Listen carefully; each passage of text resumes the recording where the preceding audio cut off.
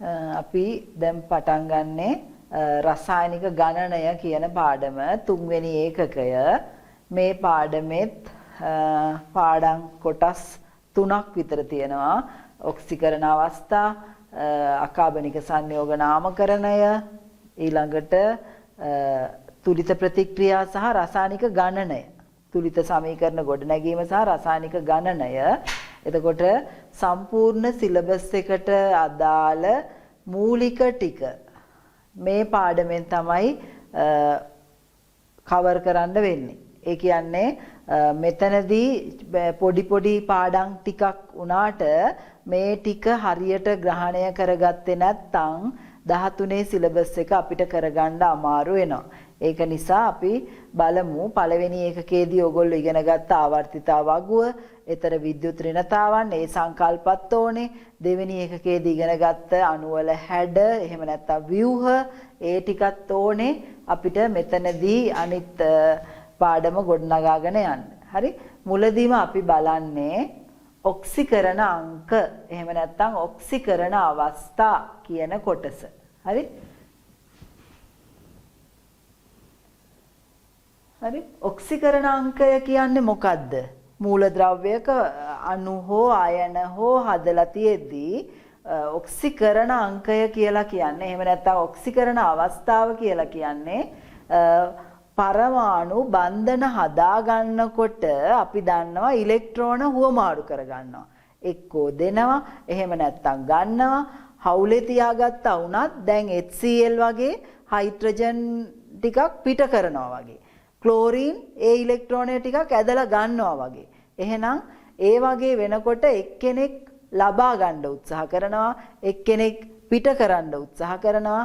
එතකොට ඔක්සිකරණ අවස්ථාව කියන්නේ ඇත්තටම මේ රසායනික බන්ධන හදනකොට පිට කරන හෝ ලබා ගන්න හෝ ඉලෙක්ට්‍රෝන සංඛ්‍යාව පිළිබඳ මිනුමක්. එක බන්ධනයක් හදන්න එකක් පිට කරා නම් අපි කියනවා ඔක්සිකරණ අංකය ධන 1යි කියලා. HCl එහෙම හදනකොට ක්ලෝරින් එකක් ගන්නවා නම් අපි කියනවා එයාගේ ඔක්සිකරණ අවස්ථාව ඍණ 2යි කියලා. එහෙනම් හුවමාරු කරගන්න බන්ධන හදද්දී හුවමාරු කරගන්න ඉලෙක්ට්‍රෝන සංඛ්‍යාව පිළිබඳ මිනුමක් තමයි ඔක්සිකරණ අවස්ථාව කියලා කියන්නේ. එතකොට අයනික සංයෝගම හදන්න ඕනේ සහසෞජ සංයෝගවලදී උනත් එයා දෙන්න උත්සාහ කරනවා වගේ නම් ධන, ලබා ගන්න උත්සාහ කරනවා වගේ නම් ඍණ. සෞජතාවයට වගේ නෙමෙයි ඔක්සිකරණ අවස්ථාවට ලකුණක් තියෙනවා. ධන ඔක්සිකරණ අවස්ථා, ඍණ ඔක්සිකරණ අවස්ථා. ඉලෙක්ට්‍රෝන පිට කරොත් ධන ඔක්සිකරණ අවස්ථා, ඉලෙක්ට්‍රෝන ලබා ගත්තොත් ඍණ ඔක්සිකරණ අවස්ථා. දෙකක් ලබා ගත්තා නම් ඔක්සිකරණ අංකය ඍණ 2යි. තුනක් පිට කරා නම් ඔක්සිකරණ අංකය ධන 3යි. මොකුත් කළේ නැත්නම්, ඒ කියන්නේ දුන්නෙත් නැත්නම්, ගත්තෙත් නැත්නම් ඔක්සිකරණ අවස්ථාව 0යි. හරි? අපි බලමු කොහොමද වෙනස් වෙන්නේ කියලා.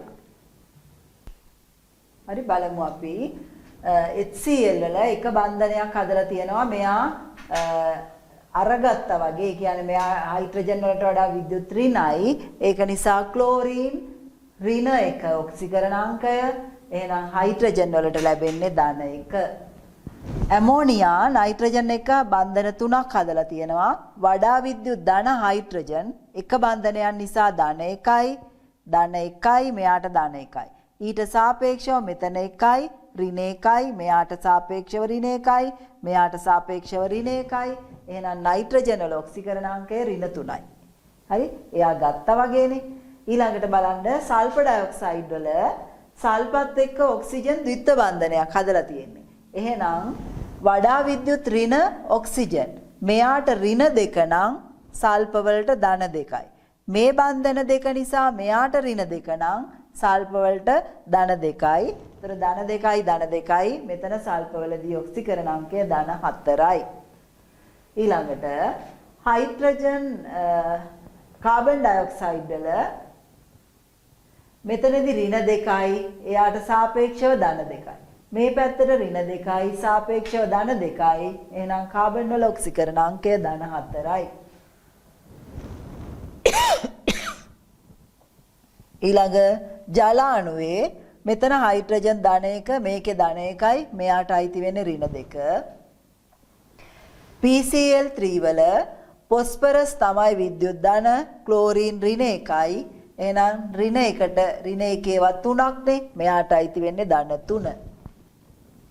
නමුත් NCl3 වල ක්ලෝරින් වලට වඩා විද්‍යුත් ඍණයි නයිට්‍රජන් ක්ලෝරින් වලට ධන 1 ගානේ දුන්නොත් මෙයාට අයිති වෙන්නේ ඍණ 3.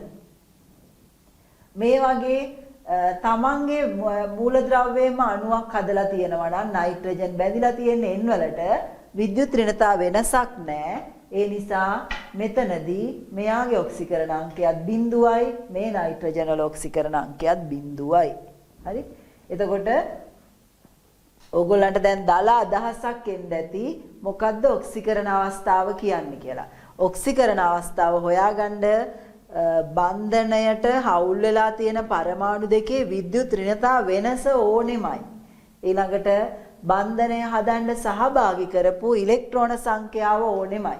කාබන් ඩයොක්සයිඩ් ගත්තොත් එයා 4ක් පිට කළා වගේ. ඒක නිසා තමයි ධන ඔක්සිකරණ අවස්ථාව.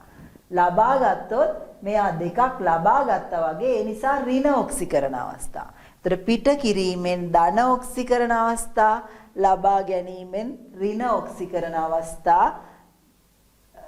ලැබෙනවා. ඍණ ඔක්සිකරණ අවස්ථා ඉලෙක්ට්‍රෝන ලබා ගත්ත නිසා පිට කරපු නිසා ධන ඔක්සිකරණ අවස්ථා ලැබෙනවා. එතකොට අපි බැලුවොත් ඔක්සිකරණාංක පිළිබඳ නීති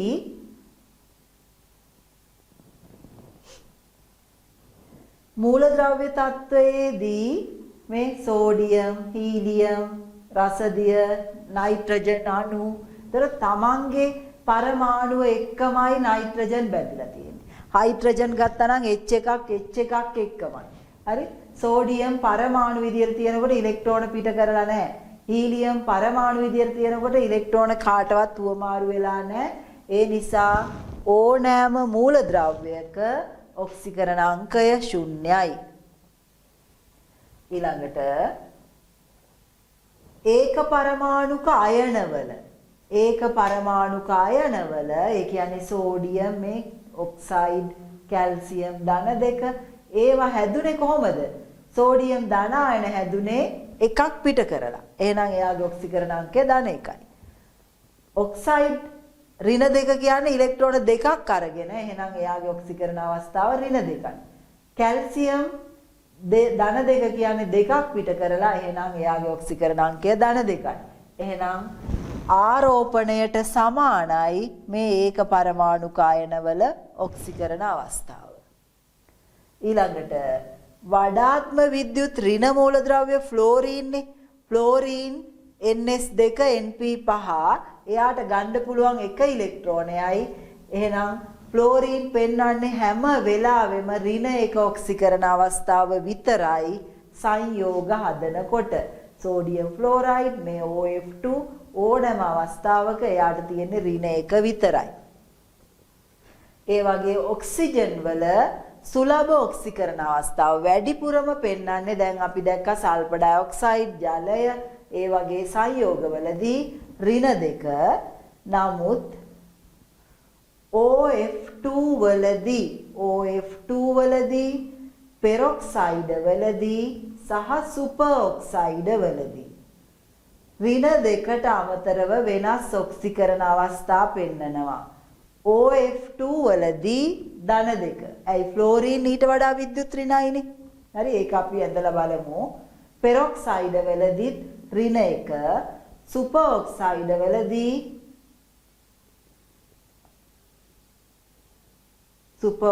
වලදී එක ඔක්සිජන් පරමාණුවක ඍණ 1 අනිත් ඔක්සිජන් පරමාණුවේ බිඳුව එන්නේ සාමාන්‍යයගේ ගත්තොත් 0යි කියලායි ගන්න. මේ ඍණ භාගයයි කියලායි ගන්න. අයි දෙන්නෙකුට බෙදිලා යනවා මේ ඍණ 1යි බිඳුවයි එකතු කරපුවම ඍණ 1යි. ඒක සුපර් ඔක්සයිඩ් වල ඔක්සිජන් පරමාණු දෙකක් තියෙනවා. ඒ දෙන්නටම බෙදිලා යනවා. හයිඩ්‍රජන් වල සාමාන්‍යයෙන් ධන 1යි නමුත් ලෝහ හයිඩ්‍රයිඩ් වලදී සෝඩියම් හයිඩ්‍රයිඩ්, මැග්නීසියම් හයිඩ්‍රයිඩ් වගේ එයාට වඩා විද්‍යුත් ධන මූලද්‍රව්‍යයක් එක්ක බැඳුනොත් එයාගේ ඔක්සිකරණාංකය ඍණ 1යි. අපි බලමු මේ OF2 සහ පෙරොක්සයිඩ් වල කොහොමද ධන 2යි ඍණ 1යි එන්නේ කියලා. මේ හයිඩ්‍රජන් පෙරොක්සයිඩ්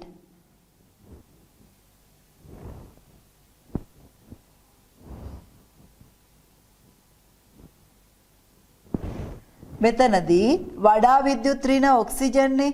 එහෙනම් මෙතන ධන 1 මෙයාට ඍණ 1. මේ ඔක්සිජන් මෙයාටම බැඳිලා තියෙන. ඒ නිසා මෙයාට සාපේක්ෂව බිඳුව. ඒ නිසා මේ ඔක්සිජන් පරමාණුවේ ඔක්සිකරණ අවස්ථාව ඍණ 1යි. මෙතන බැලුවොත් ධන 1යි ඍණ 1යි. මේකටම බැඳිලා තියෙන නිසා එයාට සාපේක්ෂව බිඳුවයි. එහෙනම් මේකේ ඔක්සිකරණාංකය ඍණ 1යි. හරි. OF2 වලදී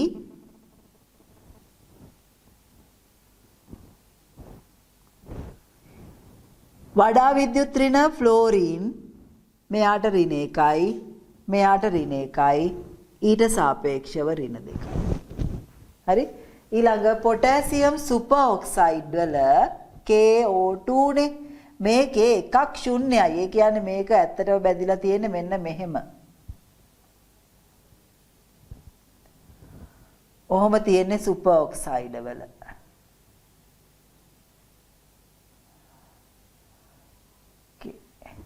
හරි. එතකොට මෙයාට සාපේක්ෂව බිඳුවයි. මේ අපි සාමාන්‍ය අගය ගත්තොත් ධන 1නේ පොටෑසියම් පළවෙනි කාණ්ඩනේ. එයා එකක් දෙනවානේ.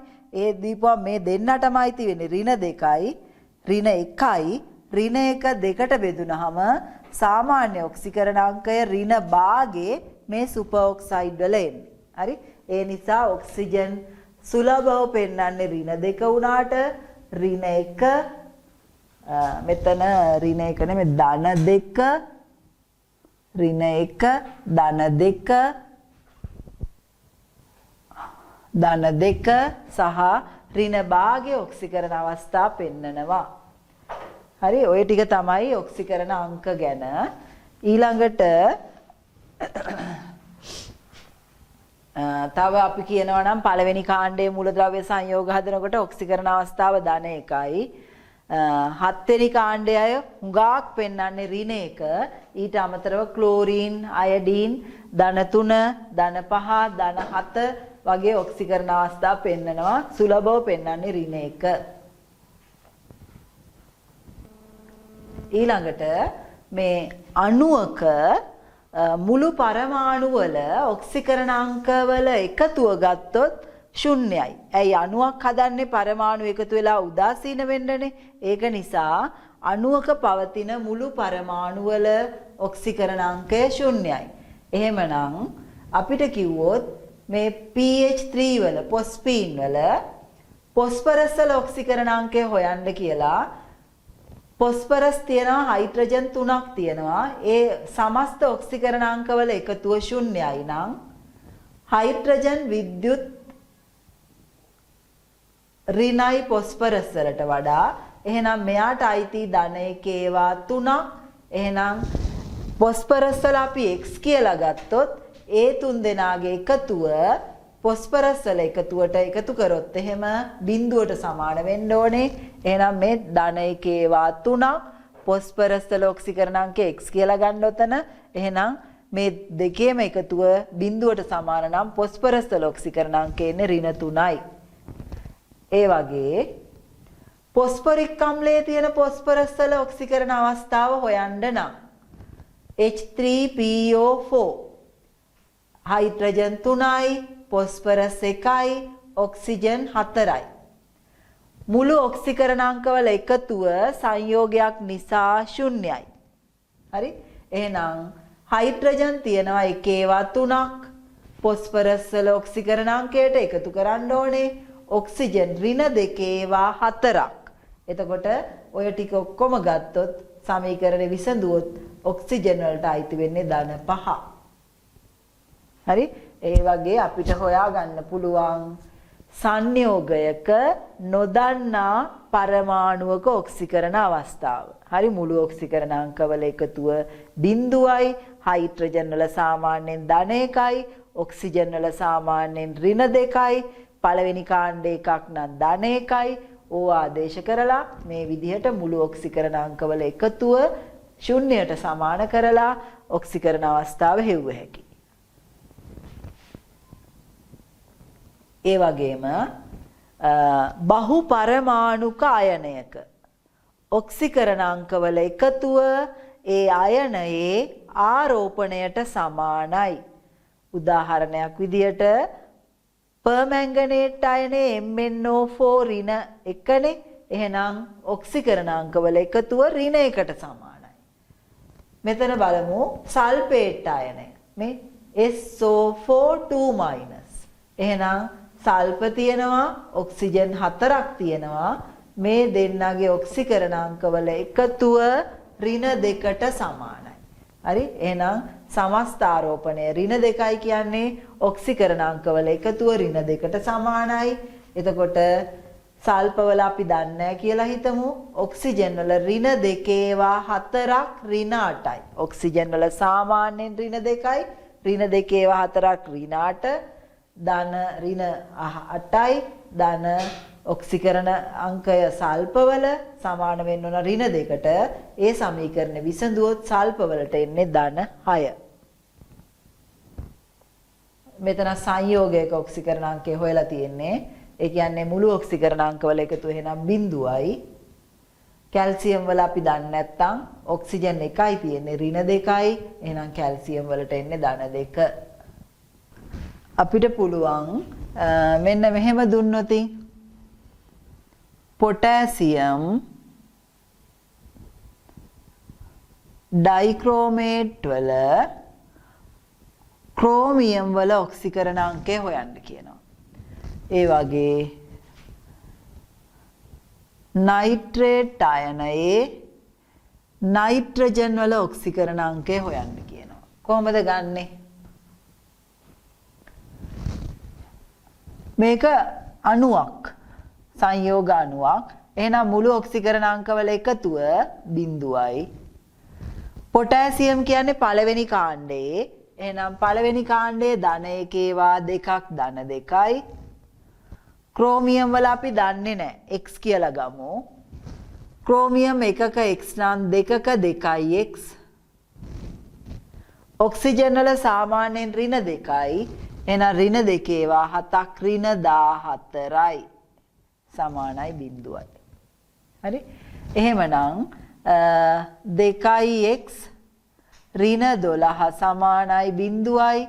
එහෙනම් මේක විසඳුවොත් 2x සමානයි ධන 12යි, x සමානයි ධන 6යි. මේකේ තියෙන ක්‍රෝමියම් වල ඔක්සිකරණ අංකය ධන 6යි. හරි? මේ අයනය දිහා බැලුවොත් නයිට්‍රජන් වල අපිට හොයන්න කියන්නේ මුළු ඔක්සිකරණ අංකවල එකතුව අයනයේ ආරෝපණයට සමානයි. ඍණ 1නේ තියෙන්නේ. නයිට්‍රජන් වල දන්නේ නැහැ. x කියලා ගමු. ඍණ 2යි ඔක්සිජන් වල සුලභ. එහෙනම් ඍණ 2 ඒවා 3ක් ඍණ 6යි. හරි? මේක විසඳුවොත් x සමානයි ධන 5යි. හරි?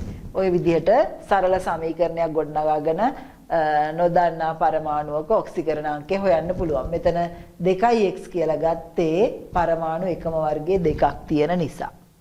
හරි? ඔක්සිකරණය හා ඔක්සිහරණය. මොකද්ද ඔක්සිකරණය කියන්නේ? ඔක්සිකරණය කියන්නේ පරමාණුවකින් හරි අයනයකින් හරි ඉලෙක්ට්‍රෝන පිට කිරීම තමයි ඔක්සිකරණය. තමන්ගෙන් ඉලෙක්ට්‍රෝන පිට කිරීම ඔක්සිකරණය. එහෙමනම් ඔක්සිහරණය කියලා කියන්නේ ඉලෙක්ට්‍රෝන ලබා ගැනීම. පරමාණුවකට හෝ මේ අණුවකින් හරි වෙන කොහෙන් හරි ඉලෙක්ට්‍රෝනයක් ලබා ගැනීම ඔක්සිහරණය.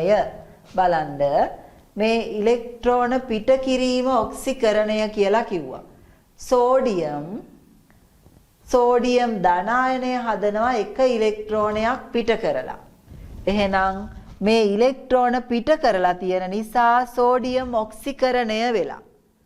එතකොට ඔක්සිකරණාංකයට මොකද වෙන්නේ? ඉලෙක්ට්‍රෝන පිට කිරීම ඔක්සිකරණාංකය කියලා කිව්වට ඔක්සිකරණාංකයට වෙන්නේ මේ සෝඩියම් ගෑස් තියෙන්නේ මෙතන. ඉලෙක්ට්‍රෝන එකක්වත් පිට කරලා නැහැනේ. ඔක්සිකරණාංකය 0යි. ධන 1 හදනකොට ඔක්සිකරණාංකය ධන 1යි. එහෙනම් බිඳුවේ සිට ධන 1 දක්වා ඔක්සිකරණ අවස්ථාව වැඩි වෙලා තියෙනවා. ඔක්සිකරණ අවස්ථාව වැඩි වීම ඔක්සිකරණය. ඉලෙක්ට්‍රෝන පිට කිරීම ඔක්සිකරණාංකය වගේම ඔක්සිකරණාංකයේ වැඩි වීමත් ඔක්සිකරණය. හරි? ඊළඟට ඔක්සිහරණය. ඔක්සිහරණය කියන්නේ ඉලෙක්ට්‍රෝන ලබා ගැනීම. එතකොට ක්ලෝරීන් ක්ලෝරයිඩ් අයන බවට පත් වෙලා. එහෙනම් එක පරමාණු එක අණුවකින් අයන දෙකක් හදනවා. එතකොට එක්කෙනා එක ඉලෙක්ට්‍රෝනය ගානේ දෙන්නට ඉලෙක්ට්‍රෝන දෙකක් දෙන්න ඕනේ. එහෙනම් බිඳුවේ සිට ඍණ 1 දක්වා අඩු වෙලා. හරි? ඉලෙක්ට්‍රෝන ලබාගෙන තියෙනවා දෙකක්. එතකොට ඔක්සිකරණාංකයට වෙන්නේ මෙයාගේ බිඳුවයිනේ. මෙතන ඍණ 1යිනේ. බිඳුවේ සිට ඍණ 1 දක්වා අඩු වෙලා. එහෙනම් ඔක්සිකරණාංකයේ අඩුවීම ඔක්සිහරණය. ඉලෙක්ට්‍රෝන ලබා ගැනීම ඔක්සිහරණය. ඔක්සිකරණ අවස්ථාව අඩුවීම ඔක්සිහරණය. ඊළඟට මෙන්න මේ වගේ අවස්ථාවකදී බලන්න මීතේන් ඔක්සිකරණය වෙනවා කාබන් ඩයොක්සයිඩ් හා ජලය බවට. මේ මීතේන් අණුවේ CH4 අණුවේ කාබන් වල ඔක්සිකරණාංකය ඍණ 1යි. හයිඩ්‍රජන් වල ධන 1යි. ඔක්සිජන් මෙතන O2 නේ 0යි.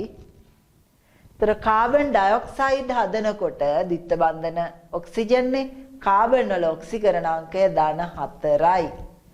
ඔක්සිජන් වල ඔක්සිකරණාංකය කාබන් ඩයොක්සයිඩ් වල තියෙන ඍණ 2යි. ජලය හදනකොට හයිඩ්‍රජන් වල ධන 1යි ඔක්සිජන් වල ඍණ 2යි. දැන් කවුද උතන ඔක්සිකරණය වෙලා තියෙන්නේ? මොන මූලද්‍රව්‍යද ඔක්සිහරණය වෙලා තියෙන්නේ? එතකොට හයිඩ්‍රජන් වල ඔක්සිකරණාංකයට මොකද වෙලා තියෙන්නේ? බලන්න ඒ විදිහට බැලුවොත් කාබන් වල ඍණ 4 ධන 4ට වැඩි වෙලා. අපි කිව්වා ඔක්සිකරණ අවස්ථාව වැඩි වීම ඔක්සිකරණය. ඔක්සිකරණ අවස්ථාව වැඩි වීම ඔක්සිකරණය. ඒතර ඉලෙක්ට්‍රෝන පිට කරන්න ඕනේ. කොහොමද බලමු පිට කරලා තියෙන්නේ? ඔක්සිජන් බිඳුවේ සිට ඍණ 2ට අඩු වෙලා. මේ තැන් දෙකේම ඍණ 2. ඔක්සිකරණ අවස්ථාව ඍණ 2ට අඩු වෙනවා කියන්නේ ඔක්සිජන් ඔක්සිහරණය වෙලා. කාබන් ඔක්සිකරණය වෙලා. හරි? එතකොට හයිඩ්‍රජන් ධන 1ම තමයි. මෙතන විතරනේ හයිඩ්‍රජන් තියෙන්නේ. හයිඩ්‍රජන් වල ඔක්සිකරණාංකය මොකුත් වෙලා නැහැ. එහෙනම් කාබන් ඍණ 4 සිට ධන 4 දක්වා වැඩි වෙනකොට මොනවා වෙන්නේ නැද්ද? කාබන් ඔන්න තියෙන්නේ ඍණ 4 ධන 4ටයි වැඩි වෙලා තියෙන්නේ. ඔක කොහොමද තුලිත කරන්නේ? මේ 4ක් පිට කරලානේ. මේ පිට කරපු 4ක් දෙන්න ඕනේ. ඊළඟට මේගොල්ලෝ 4ක් ලබාගෙන තියෙනවානේ. ඒ 4ත් මේ පැත්තට දෙන්න ඕනේ. මෙයා උදාසීන වුණා නම් මේ ඍණ 4ක් අරගෙන ඒ 4ත් මෙයාට දෙන්න ඕනේ. මෙයා 4ක් පිට කරලා පිට කරපු 4ක් දෙන්න ඕනේ. එහෙනම් මේ පැත්තට සම කරන්න නම් ඉලෙක්ට්‍රෝන 8ක් එකතු කරන්න ඕනේ. එතකොට අපි කියවනේ ඔක්සිකරණාංකයේ වැඩිවීම ඔක්සිකරණය. ඍණ 4 ධන 4 දක්වා වැඩි වෙලා. ඒක හරි. ඒතර ඉලෙක්ට්‍රෝන පිට කරලා තියෙනවා මෙය බවට පත් වෙනකොට ඉලෙක්ට්‍රෝන 8ක්. හරි? එහෙනම් 8ක් පිට කරලයි ඔක්සිකරණය වෙලා තියෙන්නේ. හරි? ඊළඟ එක බලන්න. ඒක ඊට වඩා ටිකක් වෙනස්. මෙතන 1ට 1යිනේ ස්ටොයිකියෝමිතිය.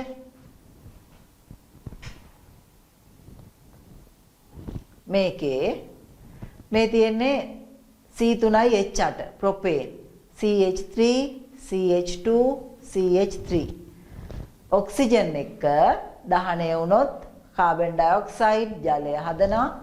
මේකේ කාබන් පරමාණු 3ක් තියෙන නිසා කාබන් ඩයොක්සයිඩ් මවුල 3ක්. මේ එක මවුලයකින්. මෙයාගේ හයිඩ්‍රජන් 8ක් තියෙන නිසා ජලය 4ක් හදනවා. දැන් කොහොමද ඔක්සිකරණාංක හොයලා තියෙන්නේ? මෙහෙම ගන්න වෙනවා.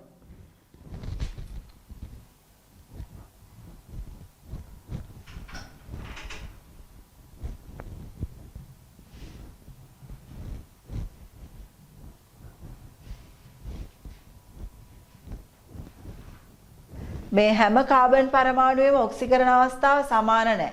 XYZ කියලා නම් කරලා තියෙන්නේ. කාබන් වලට වඩා හයිඩ්‍රජන් විද්‍යුත් ධනයි. ධන 1යි ඍණ 1යි ධන 1යි ඍණ 1යි මෙයාට අයිති වෙන්නේ ඍණ 3යි. ධන 1යි ඍණ 1යි ධන 1යි ඍණ 1යි මෙයා කාබන් වලටමනේ මෙයා කාබන් වලටම මේකේ ඍණ 2යි. මේකේ අර වගේම ඍණ 3යි. ඔන්න ඔහොමයි කාබන් පරමාණු 3 ඔක්සිකරණ අවස්ථා ලැබිලා තියෙන්නේ. හරි? එතකොට මේ කාබන් වල ඍණ 3යි, මෙයාගේ ඍණ 2යි, මෙයාගේ ර්ණ 3යි. එතකොට සමස්ත ඔක්සිකරණාංක වල එකතුව ඍණ 8යි. ඍණ 3යි, ඍණ 2යි, ඍණ 3යි, ඍණ 8යි. හරි? ඔක්සිජන් වල ඔක්සිකරණ අවස්ථාව 0යි. 3ක් කාබන් ඩයොක්සයිඩ් ලැබිලා. කාබන් ඩයොක්සයිඩ් එකක මතකයි නේද? කාබන් ඩයොක්සයිඩ් වල කීයද ඔක්සිකරණාංකය? ඍණ 2යි ධන 2යි. ඍණ 2යි ධන 2යි. ධන 4යිනේ. එහෙනම් ධන 4 ඒවා 3ක් ධන 12යි. ධන 4 ඒවා 3ක් ධන 12යි. ඔක්සිජන් වල ඍණ 2යි. හයිඩ්‍රජන් වෙනස් වෙලා නැහැ. හරි?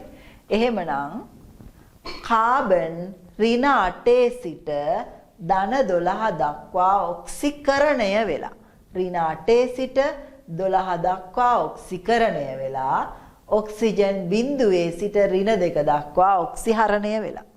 හරි? ඍණ 8 සිට ධන 12 දක්වා නේද? එතකොට කාබන් ඍණ 8 සිට ධන 12 දක්වා ඔක්සිකරණ අවස්ථාව වැඩි කරගෙන ඔක්සිකරණය වෙලා. කොහොමද තුලිත කරන්නේ? මෙයා 12ක් පිට කරලා. ඒ 12 මෙයාට ණයයි. ඒ 12 දෙන්න ඕනේ. මෙතන 8ක් ඉල්ලගෙන ඒ 8 දෙන්නත් ඕනේ. එහෙනම් 12යි 8යි 20ක් මේ පැත්තට දෙන්න ඕනේ. 20ක් ඉලෙක්ට්‍රෝන මේ පැත්තට දෙන්න ඕනේ. ඒ කියන්නේ මෙයා මේ බවට ඔක්සිකරණය වෙද්දී ඉලෙක්ට්‍රෝන 20ක් පිට කරලා සමස්තය විදිහට. හරි? හරි ඒ වගේ තැන් අලුත් සිලබස් එකට දාලා තියෙන්නේ ඒ ටික බලා ගන්න. ඔක්සිකරණය උනේ කවුද? ඔක්සිහරණය උනේ කවුද කියලා. ඊළඟට බලමු අපි අකාබනික සංයෝගවල IUPAC නාමකරණය ශුද්ධ හා ව්‍යවහාරික රසායන විද්‍යා සංගමය මගින් අන්තර්ජාතික ශුද්ධ හා ව්‍යවහාරික රසායන විද්‍යා සංගමය මගින් ඉදිරිපත් කරලා තියෙන නාමකරණය තමයි මුළු ලෝකයේම පිළිගන්නේ. හරි? අපි සිංහල කතා කරත් වෙන රටක වෙන භාෂාවක් කතා කරත් එහෙ ගිහිල්ලා සෝඩියම් ක්ලෝරයිඩ්ම තමයි. මැග්නීසියම් හයිඩ්‍රොක්සයිඩ් ඒකම තමයි. භාෂාව වෙනස් වුණාට සංයෝගවල නම වෙනස් වෙන්නේ නැහැ. ඕන ලෝකෙක ගිහිල්ලා කෙමිස්ට්‍රි කරන්න පුළුවන්. හරි? එහෙම කිසිම ගැටලුවක් වෙන්නේ නැහැ. එතකොට අන්තර්ජාතික ශුද්ධ හා ව්‍යවහාරික රසායන විද්‍යා සංගමය. ඒ කියන්නේ International Union of Pure and Applied Chemistry. ඒ සංවිධානයෙන් ඉදිරිපත් කරපු සංගමයෙන් ඉදිරිපත් කරපු නාමකරණය තමයි අපි භාවිතා කරන්නේ. ඒතර IUPAC. ඒ නිසා තමයි IUPAC නාමකරණය කියලා කියන්නේ. හරි? එහෙනම් අකාබනික සංයෝගවල IUPAC නාමකරණයයි අපි දැන් බලන්නේ. හරිද? ඒ හැදුනේ ඒ විදිහටයි අර මුල් අකුරු වල මුල් අකුරු ටික එකතු කරලා තමයි UPAC එහෙම නැත්නම් IUPAC නාමකරණය කියලා කියන්නේ. හරි?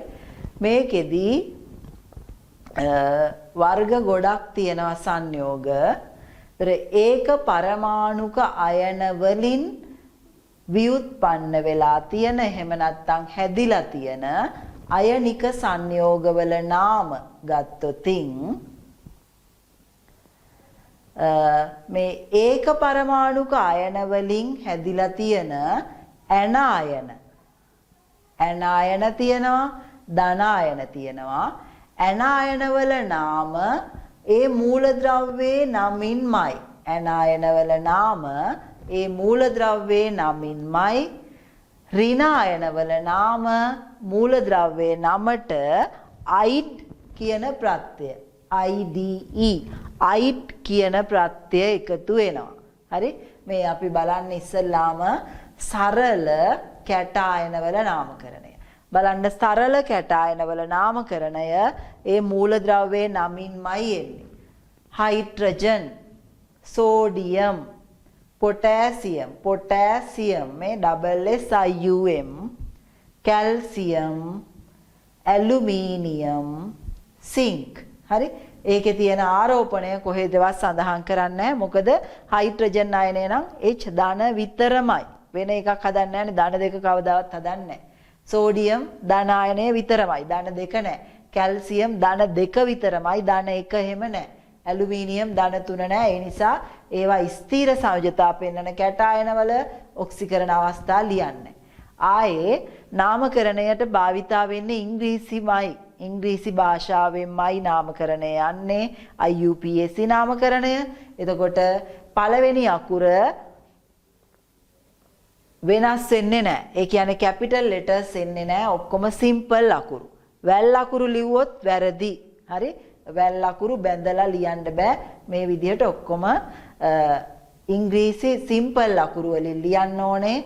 අකුරු බඳින්න එපා.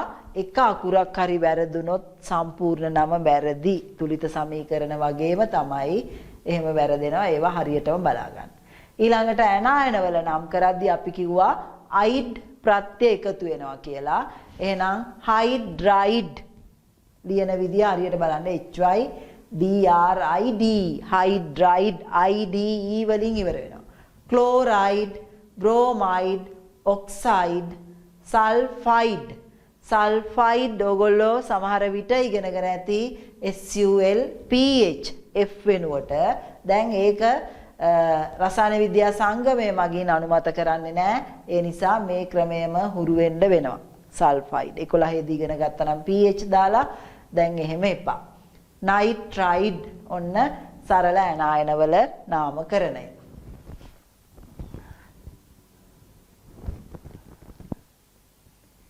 ඊළඟට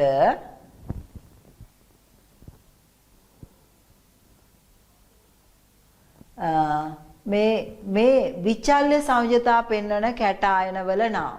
විචල්්‍ය සංයෝජතා පෙන්වන කැටායනවල නාම මේ වගේදී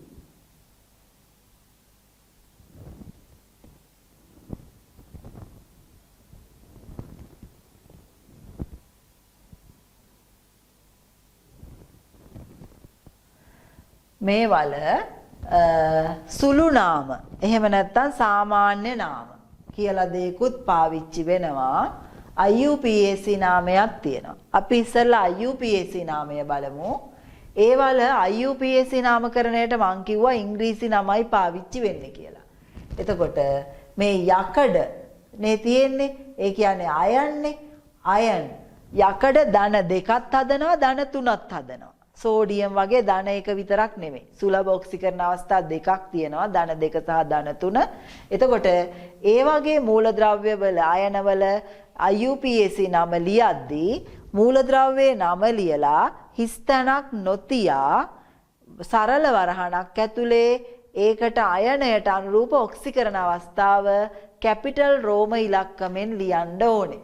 එහෙනම් මෙතන තියෙන්නේ iron 2 මේ බලන්න කිසිම හිස් තැනක් නැහැ වරහන දෙක කියන රෝමන් ඉලක්කමෙන් දෙක ලියලා තියෙනවා කැපිටල් රෝම ඉලක්කමෙන් ඊට පස්සේ වරහන වහනවා මේ අතර කිසිම ඉඩක් නැහැ iron 3 එහෙනම් මේ තියෙන්නේ copper 1 copper 2 cobalt 2 cobalt 3 tin 2 tin 4 lead 2 lead 4 mercury 1 මේ mercury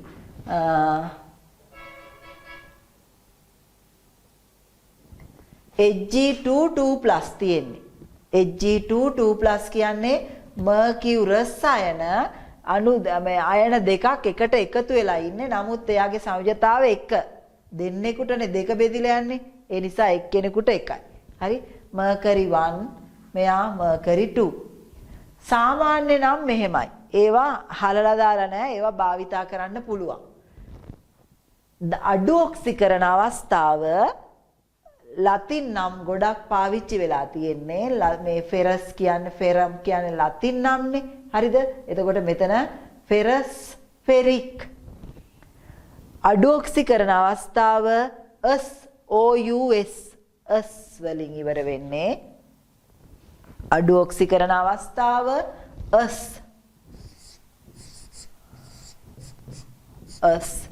වැඩි ඔක්සිකරණ අවස්ථාව ඉක් ප්‍රත්‍යයෙන් ඉවර වෙන්නේ වැඩි ඔක්සිකරණ අවස්ථාව හරි එහෙමනම් බලන්න ෆෙරස් ෆෙරික් කියුප්‍රස් කියුප්‍රික් මේක ඕන භාෂාවකින් කමන්නේ කොබෝල්ටස් කොබෝල්ටික් ඒ වුණාට ඉංග්‍රීසියෙන්ම ලියනවා නම් හොඳයි නාමකරණය ප්‍රශ්න පත්‍ර වලට විභාගෙට එන්නේ ඉංග්‍රීසියෙන්මයි දැන් හරි මේ මෙයා ටින් උනාට මේ ලතින් නම් පාවිච්චි කරොත් ස්ටැනස් ස්ටැනික් ඉක් ප්ලම්බස් ප්ලම්බික් මර්කියුරස් මේක නම් ඉංග්‍රීසි නමම තමයි මර්කියුරස් මර්කියුරි මේවල ලතින් නමයි ඉංග්‍රීසි නමයි දෙකම පාවිච්චි වෙනවා හරි ඒක නිසා මෙන්න IUPAC ක්‍රමයට මෙන්න සාමාන්‍ය නාම එහෙම නැත්නම් සුළු නාම හරි ඔය කැට අයනයි නම් කරේ විචල්්‍ය සංයුජතා පෙන්නන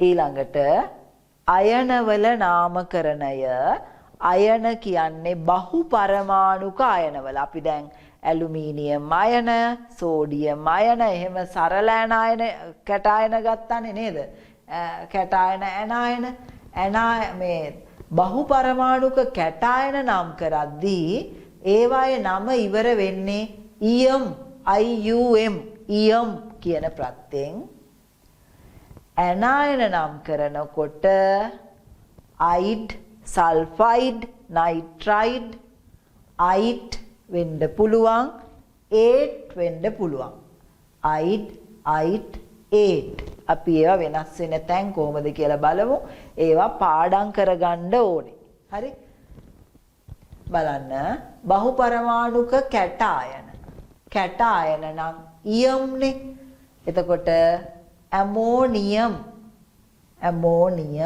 හරි ඔච්චරයි කැටායනයකට තියෙන්නේ ඊළඟ සරල ඇනායන මේ පරමාණු දෙකයි තියෙන්නේ සරල ඇනායන හයිඩ්‍රොක්සයිඩ් අයිඩ් සයනයිඩ් මේක හයිඩ්‍රජන් සල්ෆයිඩ් හයිඩ්‍රජන් හිස්තැනක් සල්ෆයිඩ්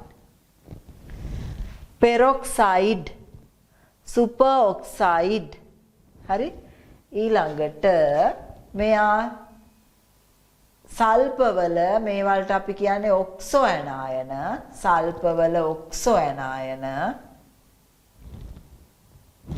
හරි මේ ඇනායන මෙහෙම තිබ්බට දැන් ඔක්සිජනුත් තියෙනවනේ ඒ වලට අපි කියනවා ඔක්සෝ ඇනායන සල්ෆයිඩ් තව තියෙනවා සල්ෆේට්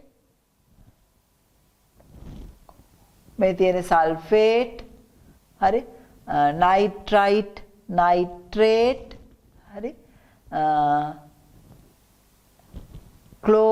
ක්ලෝරීන් වල ඔක්සෝ අම්ල හතරක් තියෙනවා මේක කාබනේට් මේක අපි සාමාන්‍යයෙන් බයිකාබනේට් කියනවා. එහෙම නැත්නම් හයිඩ්‍රජන් කාබනේට්. මේක හයිඩ්‍රජන් සල්ෆයිඩ්. හයිඩ්‍රජන් සල්ෆයිඩ් කිව්වම හයිඩ්‍රජන් හිස්තැනක් සල්ෆයිඩ්. හයිඩ්‍රජන් කාබනේට් හයිඩ්‍රජන් හිස්තැනක් කාබනේට්. මේක හයිඩ්‍රජන් ෆොස්ෆේට් ඩයිහයිඩ්‍රජන් ෆොස්ෆේට්. ඊළඟ මෙන්න මෙයා මැංගනේට් මෙයා පර්මැංගනේට් මෙයා මැංගනේට්. හරි. ඒ ඔක්සෝ ඇනායන නාමකරණය අපි බලලා ඉමු වෙනම. මෙතන හයිඩ්‍රජන් සල්ෆේට් මේක හයිඩ්‍රජන් සල්ෆයිඩ් මේක ඇලුමිනේට් සින්කේට්. හරි. ඒට් වලින් වැඩි හරියක් ඉවර වෙලා තියෙනවා. මේ වගේ දෙකක් තියෙන අය අයිඩ් වලින් ඉවර වෙලා තියෙනවා. හරි. එතකොට ඔක්සෝ ඇනායන කියන්නේ මූලද්‍රව්‍ය පරමාණුවේ ඔක්සිජනුත් තියෙනවා. අඩංගු වන ඇනායන තමයි ඔක්සෝ ඇනායන කියන්නේ. හරි. ඊළඟට අපි බලමු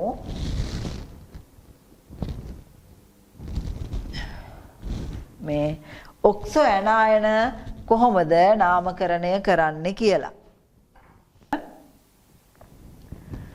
මෙතනදී අපි මේවල ඔක්සිකරණාංකය හොයා ගන්න ඕනේ. මේ තියෙන නයිට්‍රජන් වල ඔක්සෝ අම්ල, මේ තියෙන සල්ප වල ඔක්සෝ ඇනායන, මේ නයිට්‍රජන් වල ඔක්සෝ ඇනායන, මේ සල්ප වල ඔක්සෝ ඇනායන. මේවත් ඔක්සෝ ඇනායන තමයි. මේ දෙන්නට නම් විශේෂ දෙකක් තියෙනවා. සාමාන්‍යයෙන් දෙන්නෙක් ඉන්නවා නම් අඩු ඔක්සිකරණ අවස්ථාවේ ව්‍යුත්පන්න වෙන ඇනායනයේ නාමය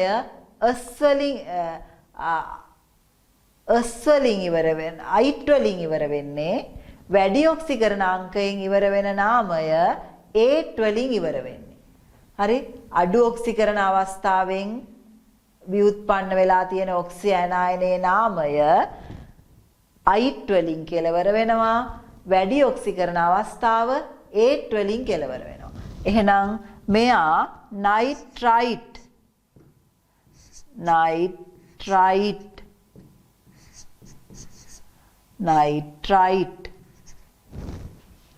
මෙයා නයිට්‍රේට්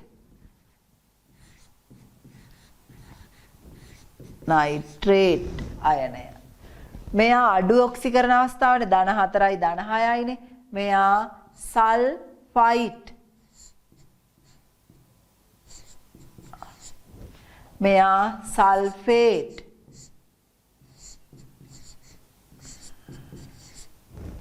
හරි.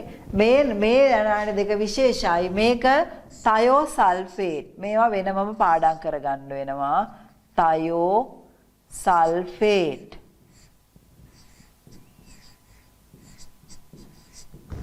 හරි. මේක ටෙට්‍රා තයෝනේට්.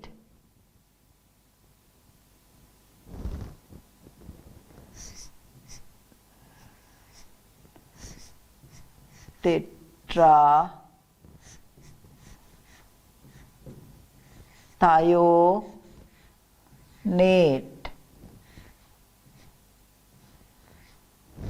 ටෙට්‍රා තයෝනේට්. හරි. මේක ෆොස්ෆයිඩ්. මෙයා ෆොස්ෆේට්.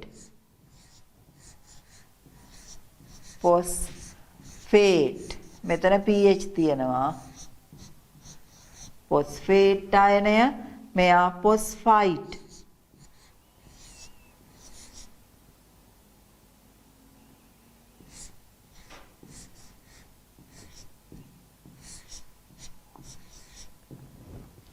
හරි. ඔන්න ඔය විදිහට ඔක්සෝ ඇනායන වල නාමකරණය ගන්න පුළුවන්. මැංගනීස් වල ඔක්සිකරණාංකය හෙව්වොත් මෙයාට එන්නේ ධන 6, මෙයාට එන්නේ ධන 7නේ. ධන 6 අඩු අවස්ථාව මේ තියෙන්නේ මැංගනේට්.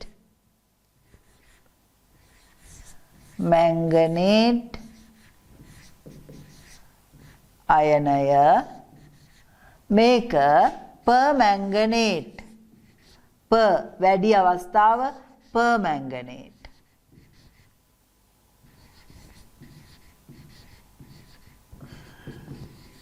අයනය permanganate. හරි? ඊළඟ ක්ලෝරින් වල ඔක්සෝ අම්ල 4ක් තියෙනවා. බලමු ඒක වෙනම.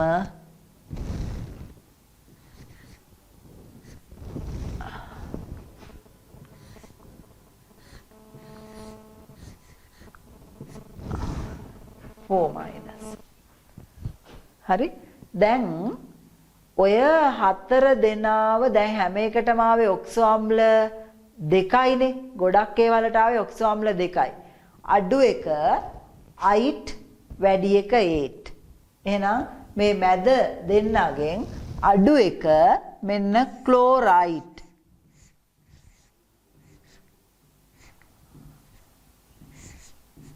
අඩු එක ක්ලෝරයිඩ් අයනය, වැඩි එක ක්ලෝරේට්.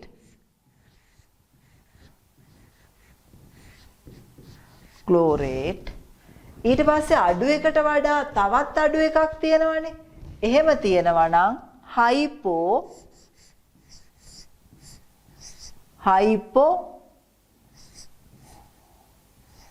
ක්ලෝරයිඩ්. මෙයා හයිපොක්ලෝරයිඩ්. හයිපොක්ලෝරයිඩ්. වැඩි එකට වඩා වැඩි එකක් තියෙනවා නම් ක්ලෝරේට්නේ පර්ක්ලෝරේට්. පර්මැංගනේට් වගේ පර්ක්ලෝරේට්.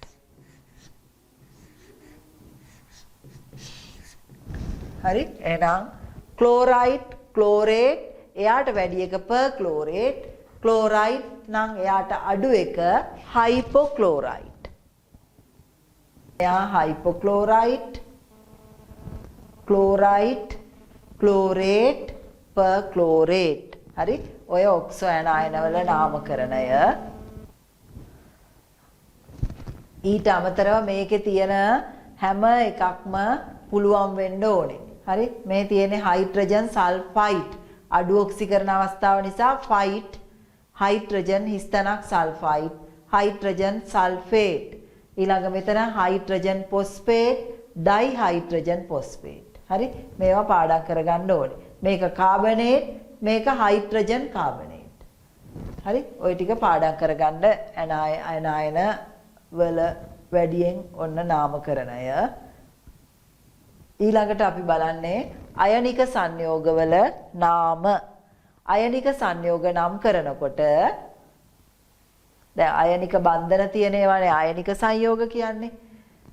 පළවෙනියෙන්ම කැටායනේ නම ලියන්න ඕනේ.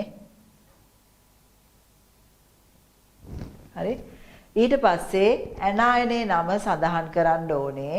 කැටායනේ නම හා ඇනායනේ නම අතර ඉඩක් තියන්න ඕනේ. හරි? තනි මූලද්‍රව්‍යයක නම් අයිට් කියලා ඉවර වෙනවා.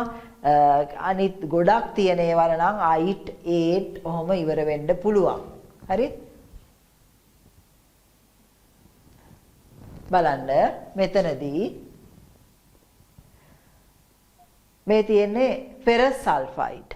ෆෙරස් සල්ෆයිඩ් කියන්නේ මේකේ තියෙන්නේ ධන 2 යකඩ ධන 2 අයනයයි සල්ෆයිඩ් අයනයයි. යකඩ ධන 2 නම් කරේ අයන් 2 ඔන්න කැටායනේ නම හිස්තැනක් සල්ෆයිඩ්. අයන් 2 සල්ෆයිඩ්. මේක මෙයාගේ සංයුජතාව 3, මෙයාගේ සංයුජතාව 2. ඒ කියන්නේ ෆෙරික් අයන මෙතන තියෙන්නේ අයන් 3 sulphide. copper 1 chloride, copper 2 chloride. හරි? ඊළඟට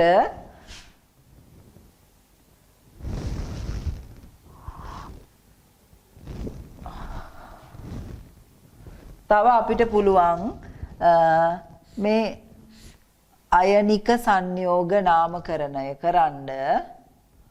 මේක එතකොට කැටායනේ නම ඉස්සරලයි කැටායනේ ඇනායනේ නම ඊට පස්සේ ලියන්න ඕනේ. ඒ නම් දෙක අතර ඉඩක් තියන්න ඕනේ. හරි? දැන් අපි කැටායන නම් කරන විදිය දැනගත්තා. ඇනායන නම් කරන විදිය දන්නවා.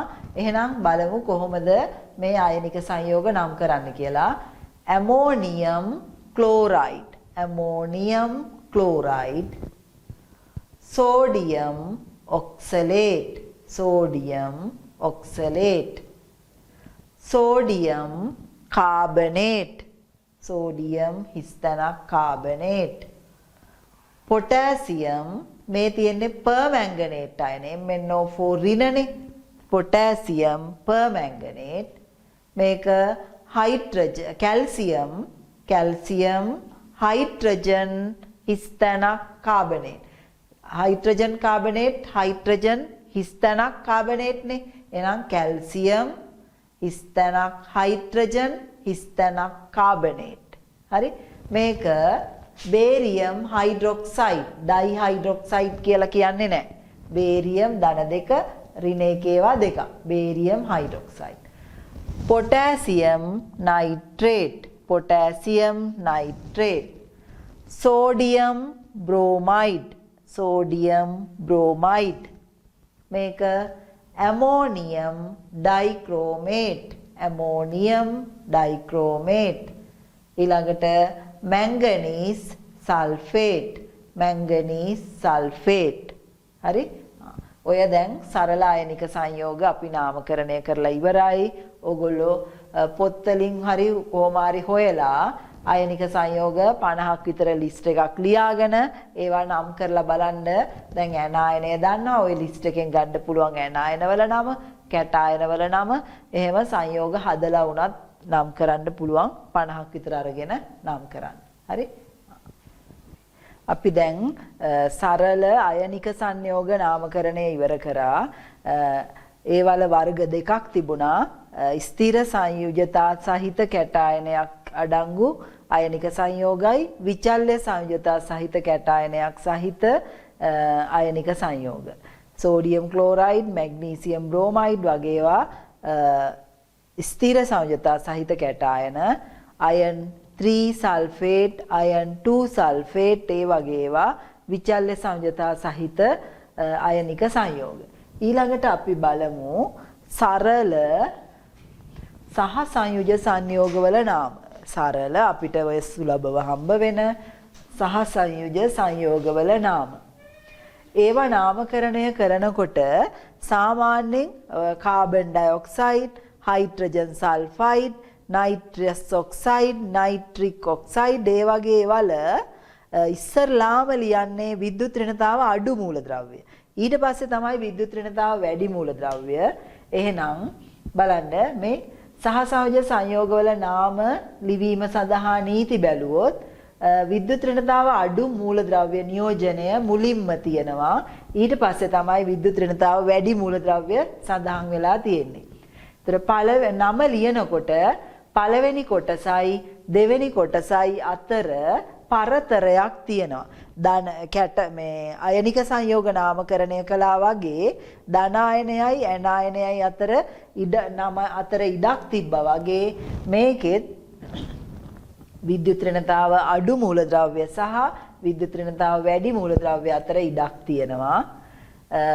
විද්‍යුත් ඍණතාව වැඩි මූලද්‍රව්‍ය අගට එන එකේ අවසානයේට අයිඩ් කියන ප්‍රත්‍ය එකතු කරන්න ඕනේ. Carbon dioxide, sulphur dioxide, hydrogen sulphide ඒ වගේ එකතු කරනවා අයිඩ් කියන ප්‍රත්‍ය. ඊළඟට සමහර ඒවල පරමාණු එකම මූලද්‍රව්‍යයේ පරමාණු කීපයක් තියෙනවනේ. එතකොට මේ මූලද්‍රව්‍ය පරමාණු සංඛ්‍යාව ඇඟවීමට මෙන්න මේ උපසර්ග පාවිච්චි කරන්න ඕනේ. එකක් නම් මොනෝ, ඩයි, ට්‍රයි, ටෙට්‍රා, පෙන්ටා, හෙක්සා, හෙප්ටා, ඔක්ටා ඔය විදිහට. අපිට වැඩියෙන්ම ඕනනම් 6ක් එයි, ඊට එහා එන්නේ නැහැ. හරි? එතකොට පළවෙනි එකේ දැන් කාබන් මොනොක්සයිඩ් තියෙන්නේ. ඒකට මොනෝ කාබන් කියන්නේ නැහැ. දෙවෙනුවට තියෙන මූලද්‍රව්‍ය එක වුණාට මොනෝ ඔක්සයිඩ් කියලා කියනවා. කාබන් ඩයොක්සයිඩ් නම් මොනෝ කාබන් කියන්නේ නැහැ. මොනෝ කියන එක පළවෙනි මූලද්‍රව්‍යයට අදාළ වෙන්නේ නැහැ. මේ පළමු කොටසට අයත් මූලද්‍රව්‍ය සඳහා මොනෝ උපසර්ගය භාවිතා නොකෙරේ. ඒක හොඳට අවධාරණය කරගන්න. හරි? ඊළඟට දැන් මොනොක්සයිඩ් කියන එක මේ මොනෝ ධන ඔක්සයිඩ්. ඔහොමනේ ලියන්න ඕනේ. එතකොට මේ OO එක ළඟට එනකොට අකුරු මෙතන වචන දෙක ලොප් කරලා මොනොක්සයිඩ් ටෙට්‍රාඔක්සයිඩ් ටෙට්‍රාඔක්සයිඩ් ඒ අකුර අයින් වෙනවා. හරි ඒක උච්චාරණය කරද්දිම ඒ කියන්නේ කට කියවද්දී ඒක හුරු වෙනවා අපිට. හරි බලමු එහෙනම් මේ සහසංයෝජ සංයෝග මේ කාබන් එකයි කියලා මොනෝ කාබන් කියන්නේ පළවෙනියට තියෙන එක කාබන් මොනොක්සයිඩ්. හරි එහෙනම් මේක සාමාන්‍යයෙන් හයිඩ්‍රජන් සල්ෆයිඩ් තමයි. ඒ වුණාට මේක නම් කරන්නේ ඩයිහයිඩ්‍රජන් දෙකක් තියෙන නිසා මොනොසල්ෆයිඩ්. දෙවෙනියට තියෙන එක අනිවාර්යෙන් සංඛ්‍යාව මොන වුණත් කියවන්න ඕන. එක වුණත් කියවන්න ඕන. හරි ඩයිහයිඩ්‍රජන් මොනොසල්ෆයිඩ්. ඊළඟ සල්ෆර් ට්‍රයිඔක්සයිඩ් කියන එක sulphur ට්‍රයිඔක්සයිඩ් ඩයිනයිට්‍රජන් ට්‍රයිඔක්සයිඩ් ඩයිනයිට්‍රජන් ටෙට්‍රාඔක්සයිඩ් dinitrogen tetraoxide tetraphosphorus hexoxide hexoxide ඊළඟ මේ H2O කොහොමද කියන්නේ? ජලය කියනවද? නෑ. dihydrogen monoxide oxygen difluoride හරි බලන්න ඉස්සරලා විද්‍යුත් ධන පරමාණුව ඊළඟට විද්‍යුත් ඍණ පරමාණුව ඒ අතර වචන දෙක අතර ඉඩක් තියලා තියෙනවා.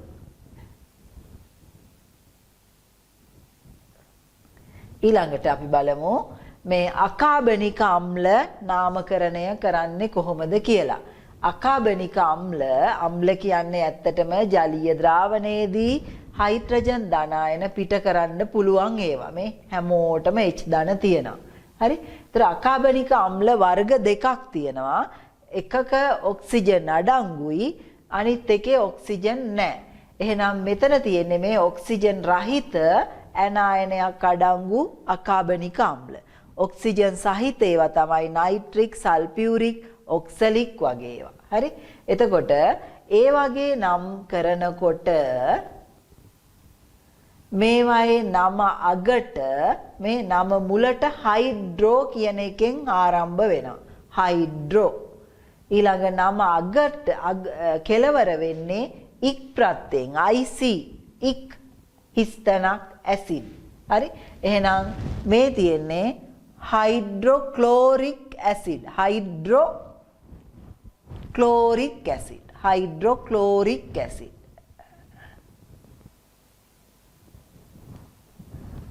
හරි හයිඩ්‍රොක්ලෝරික් ඇසිඩ්.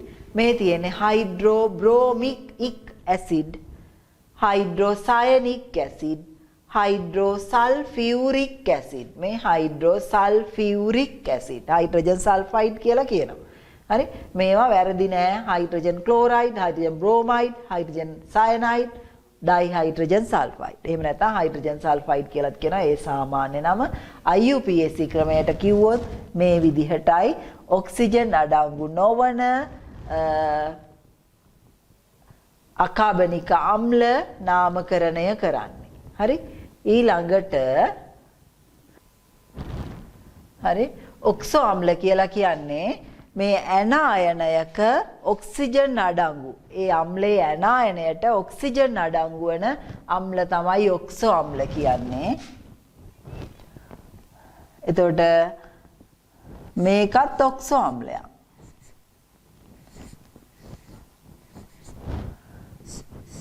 මේ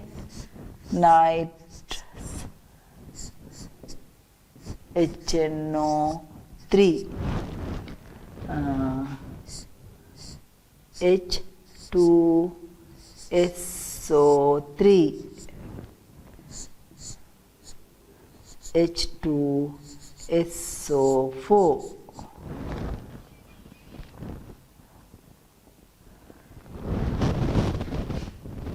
මේකත් ඔක්සෝ අම්ලයක්.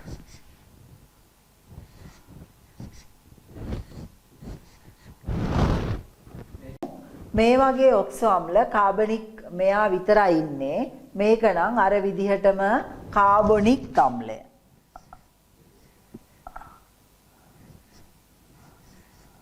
කාබොනික් අම්ලය ඇසිඩ් කාබොනික් ඇසිඩ් ඒ විදිහට මේක ඔක්සලික් ඇසිඩ් ඔක්සලික් අම්ලය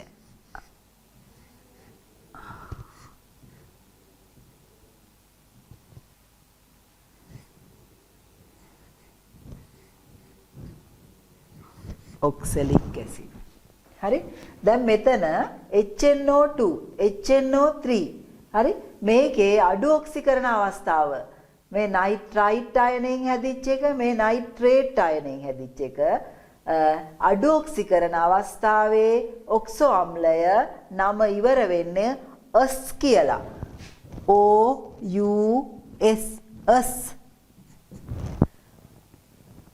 වැඩි ඔක්සිකරණ අවස්ථාව තියෙනවා නම් ඒකේ නම ඉවර වෙන්නේ ඉක් කියලා IC ඉක් හරි එහෙනම් මේක නයිට්‍රස්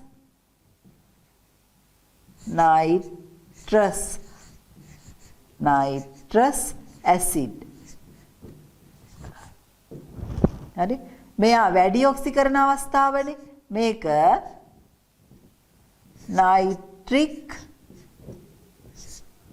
නයිට්‍රික් ඇසිඩ් ඊළඟ මෙතන අඩු ඔක්සිකරණ අවස්ථාව සල්ෆියුරස්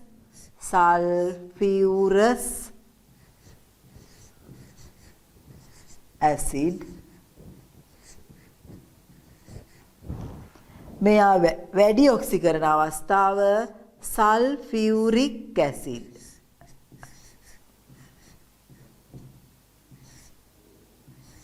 සල්ෆියුරික් ඇසිඩ් හරි මෙතන බැලුවොත් මේකේ මේ ධන 3යි ඍණ 2 ඒවා 3ක් ඍණ 6යි ධන 3යි මෙයාට එන්නේ ධන 3 මේකට එන්නේ ධන 5 වැඩි ඔක්සිකරණ අවස්ථාව අඩු ඔක්සිකරණ අවස්ථාව මේ තියෙන්නේ එහෙනම් ෆොස්ෆරස්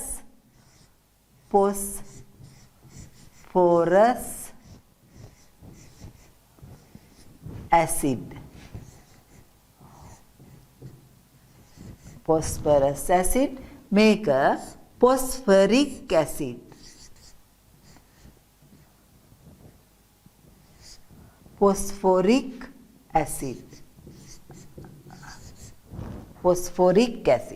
හරි ඔය ඔක්සෝ අම්ල ඊළඟට අපි බලමු මේ ක්ලෝරීන් වල තියෙනවා ඔක්සෝ අම්ල 4ක් තව සල්ප වලත් තව 2ක් තියෙනවා ඒ ටිකත් බලලා ඉමු බලන්න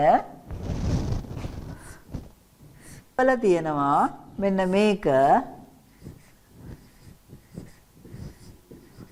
මේක නම් කරන්නේ තයෝ සල්ෆියුරික්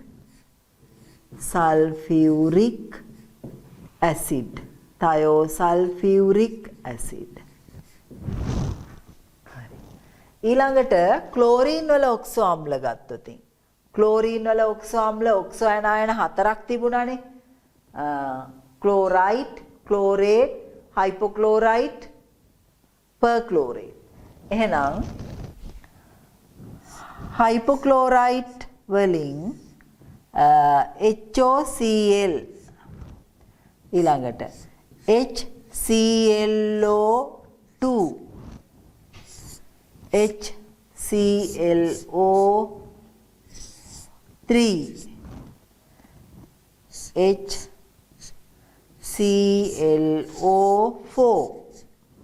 හරි ඔන්න ඔක්සෝ අම්ල 4 දැන් මේ ක්ලෝරයිඩ් ක්ලෝරේට් ඔහොමනේ ගත්තේ එහෙනම් මෙයා තමයි අඩු එක මෙයා තමයි වැඩි එක මේ අඩු එකට වඩා අඩු එක වැඩි එකට වඩා වැඩි එක හරි එහෙනම් අඩු එක අපි S වැඩි එක ඉක්නේ එහෙනම් මේ තියෙන්නේ ක්ලෝරස්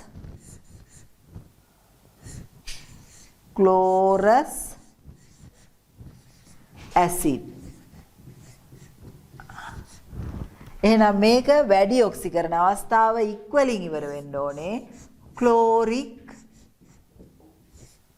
ඇසිඩ්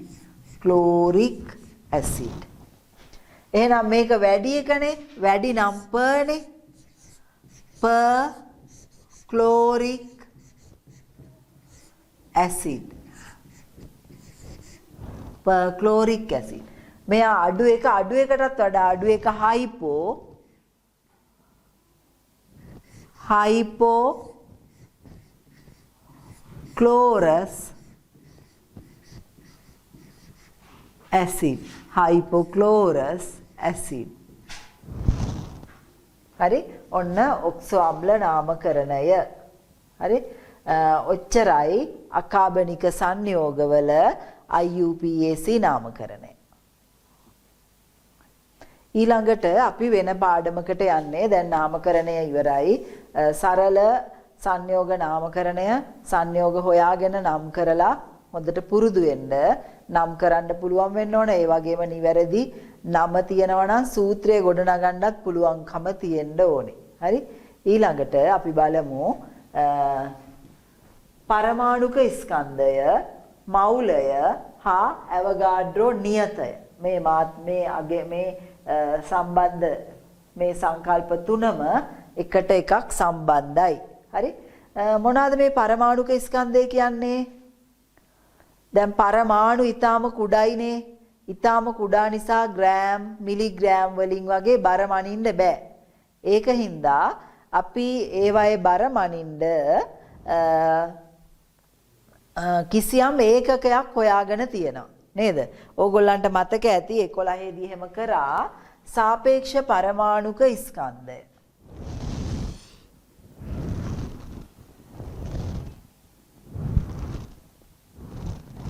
හරි පරමාණු වල බර මනින්න සාමාන්‍ය ඒකක වලට බැරි නිසා කිසියම් පරිමාණයකට සාපේක්ෂව පරමාණු වල බර හෙව්වා. ඒ පරිමාණය තමයි පරමාණුක ස්කන්ධ ඒකකය.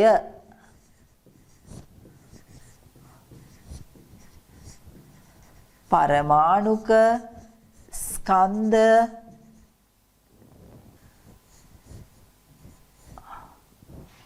ඒකකය.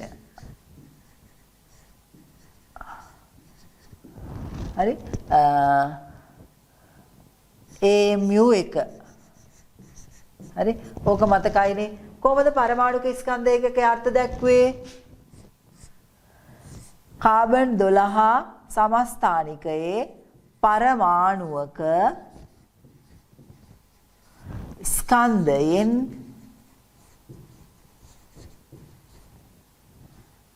දොළහෙන් එකක් කියලා නේද? ඔන්න පරමාණුක ස්කන්ධය. එතකොට මේ ඒකකය මෙයාට සාපේක්ෂව තමයි කිසියම් පරමාණුවක බැර මැනලා තියෙන්නේ. එහෙනම් අපි හිතමු M කියන මූලද්‍රව්‍යයේ සාපේක්ෂ පරමාණුක ස්කන්ධය කිව්වොත් එහෙනම් M පරමාණුවක ස්කන්ධය. M පරමාණුවක ස්කන්ධය M වල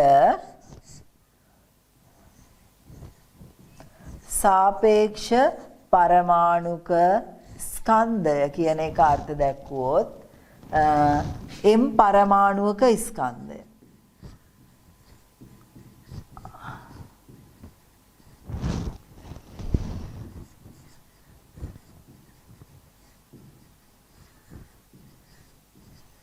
බෙදන්න ඕනේ පරමාණුක ස්කන්ධ ඒකකය. ඒ කියන්නේ C12 පරමාණුක ස්කන්ධය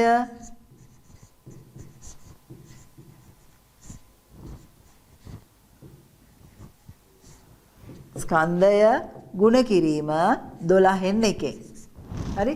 ඔහොම ගත්තාම අපි දන්නවා හයිඩ්‍රජන් වල පරමාණුක ස්කන්ධය එකයි. සාපේක්ෂ පරමාණුක ස්කන්ධය කියන එකම තමයි. කැල්සියම් වල ගත්තොත් 40යි. ඔක්සිජන් වල 16යි. සෝඩියම් 23යි. ඒ වගේ ෆොස්ෆරස් 31යි. ඕමේනෝ නේ. සමහර මූලද්‍රව්‍යවල ක්ලෝරින් වගේ දශම සංඛ්‍යා එනවා 35.5යි. කොපර් වල 63.5යි. ඇයි මේ දශම ගණන් එන්නේ? මේ වගේ පරමාණුක ස්කන්ධ හෙව්වොත් මේ විදිහට පූර්ණ සංඛ්‍යා ගොඩක් තියෙනවා. සමහර ඒවල දශම ගණන් එන්න හේතුව ඒවා සමස්ථානික විදියට පැවතීම. උදාහරණයක් විදියට ක්ලෝරින් 1735 සහ 1737 සමස්ථානික දෙකක් තියෙනවා. එතකොට ඒවල සාපේක්ෂ සුලභතාව අනුව ඒ මධ්‍යන්න මෞලික ස්කන්ධයක් තමයි ඇවිල්ලා තියෙන්නේ. මධ්‍යන්න සාපේක්ෂ පරමාණුක ස්කන්ධයක් තමයි ඇවිල්ලා තියෙන්නේ. අපි බලමු එහෙම සාමාන්‍යයෙන් මේ දශම ගාණක් ආවේ කොහොමද කියලා.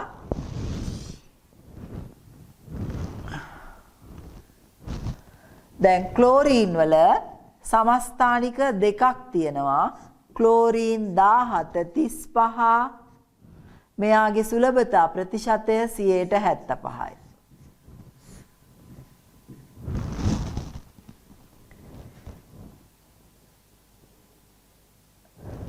ක්ලෝරින් 1737 සුලභතාව 25%යි. හරි. එහෙමනම් මෙයාගේ මධ්‍යන්න සාපේක්ෂ පරමාණුක ස්කන්ධය කියන්නේ මේ 35 ස්කන්ධයෙන් තියෙන්නේ 75%ක්. එකතු කරන්න 37න් තියෙනවා 25%ක්. එහෙනම් මුළු අගය 100යිනේ. ඕක බෙදුවොත් තමයි ඔය ආසන්නව 35.45 හරි. දශම ගණන් එන්න හේතුව මේ විදිහට සමස්ථානික විදියට පවතින මූලද්‍රව්‍යවල තමයි දශම ගාණක් විදියට පරමාණුක ස්කන්ධ එන්නේ. හරි. ඒ විදිහට පරමාණු වල බර මනින්න පුළුවන්. හරි. ඊළඟට මොකද්ද මවුලයක් කියන්නේ? මවුලයක් කියන්නේ හරියටම කාබන් 12 සමස්ථානිකයේ ග්‍රෑම් 12ක මෙතන ග්‍රෑම් 12.0 වෙන්න ඕනේ 12ක අඩංගු පරමාණු සංඛ්‍යාව. ඒ කියන්නේ ඒක ඇවගාඩ්‍රෝ සංඛ්‍යාව කියලා අරන් තියෙනවා. පරමාණු සංඛ්‍යාව ඒ පරමාණු සංඛ්‍යාව අපි හඳුනනවා මවුල එකක් කියලා. එතකොට කාබන් 12 සමස්ථානිකයේ කාබන් ග්‍රෑම් 12ක පරමාණු තියෙන්නේ 6.022 වැඩි කිරීම 1023 බලයක්. ඒක තමයි මේ මවුලයක් කියලා කියන්නේ. ඊළඟට ග්ලූකෝස් මවුල එක ග්ලූකෝස් අණු මෙච්චරක් තියෙනවා. එතන අණු මවුල එකක්. මොනවා හරි කැල්සියම් අයන මෙච්චරක් කියන්නේ ඒකේ කැල්සියම් අයන මවුල එකක්. හරිද? එතකොට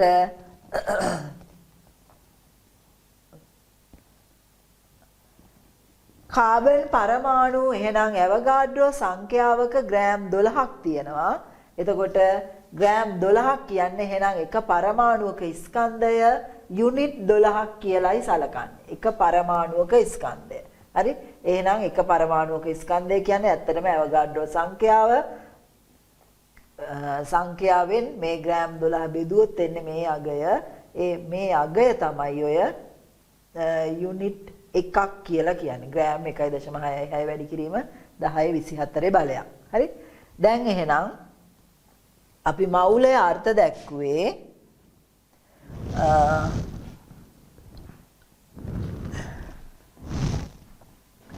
C12 පරමාණුවේ C12 සමස්ථානිකයේ හරියටම ග්‍රෑම් 12ක අඩංගු පරමාණු සංඛ්‍යාව මෙච්චරක් කියලා.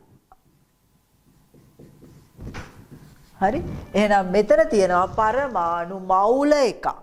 හරි? එහෙනම් මේක ගණන් කරන ඒකකයක්. දෙකක් කියනවට ජෝඩුවක් කියනවා. දෙකට ජෝඩුවක් කියනවා. 12ට දුසිමක් කියනවා. එහෙනම් මේ විදිහට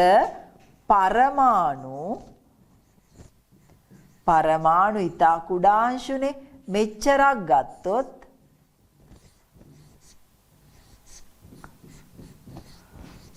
පරමාණු මේ ටිකේ තියෙනවා පරමාණු මවුලයක්. එහෙනම් අණු විදිහට තියෙන අණු මෙච්චරක් ගත්තොත් අණු මවුල එකක්. එතන අණු මවුල එකක්. ඉලෙක්ට්‍රෝන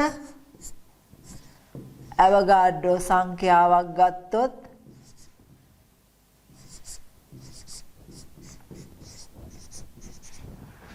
එතනත් ඉලෙක්ට්‍රෝන මවුලයයි. එහෙනම් මේක ගණන් කරන ඒකකයක් මොනා හරි කොටස් අංශු මෙච්චරක් ගත්තොත් මවුලයයි. හරි ළමයි මේ සංඛ්‍යාව ගත්තොත් ළමයි මවුලයයි ලොකු සෙනගක්.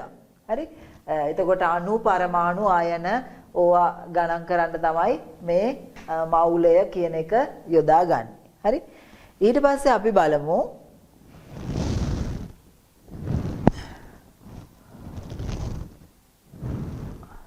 කොහොමද පරමාණු මවුලයක් වෙන් කරගන්නේ? දැන් කාබන් තියනවා කියලා කාබන් කුට්ටියක් දුන්නොත් අඟුරු කෑල්ලක් දුන්නොත් අපිට පරමාණු වෙන් කරගන්න පුළුවන් ද පරමාණු අවගාඩ්‍රෝ සංඛ්‍යාවක් වෙන් කරගෙන ලුණු කැටයක් දුන්නොත් සෝඩියම් ක්ලෝරයිඩ් මවුලයක් වෙන් කරගන්න පුළුවන් ද අණු අවගාඩ්‍රෝ සංඛ්‍යාවක් වෙන් කරගෙන? එහෙම අමාරුයි. එහෙනම් අපි බලන්න ඕන කොහොමද පරමාණු මවුලයක් වෙන් කරගන්නේ කියලා. පරමාණු මවුලයක් වෙන් කරගන්න අපි පරමාණු විදියට තියෙන මූලද්‍රව්‍ය ගන්නවා. කාබන්, සෝඩියම්, කැල්සියම්, ඔක්සිජන් ඔන්න පරමාණු විදිහට ගත්තොත් මේවායේ පරමාණුක ස්කන්ධය කාබන් වල නම් 12යි, සෝඩියම් 23යි, කැල්සියම් 40යි, මේකේ 16යි. හරි මෙන්න මේ පරමාණුක ස්කන්ධයට සමාන ග්‍රෑම් ගාණක් ගත්තොත් ඒ හැම එකේම තියෙන්නේ පරමාණු නියත සංඛ්‍යාවක්. පරමාණු අවගාඩ්‍රෝ සංඛ්‍යාවක් තියෙනවා. ඒකට සාපේක්ෂ පරමාණුක ස්කන්ධයට සමාන ග්‍රෑම් ගාණක් ගත්තොත්. එහෙනම් කාබන් නම් ග්‍රෑම් 12ක කාබන් නම් ග්‍රෑම් 12ක පරමාණු අවගාඩ්‍රෝ සංඛ්‍යාවක් තියෙනවා. පරමාණු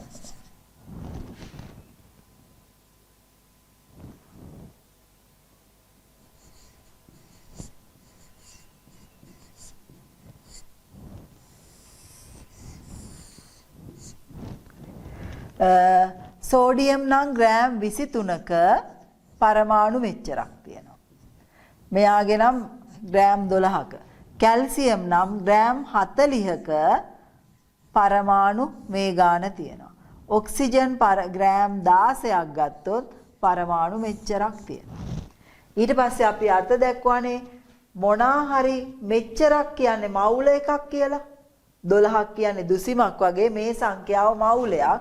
එහෙනම් අපි කියනවා මෙන්න මෙතන තියෙනවා පරමාණු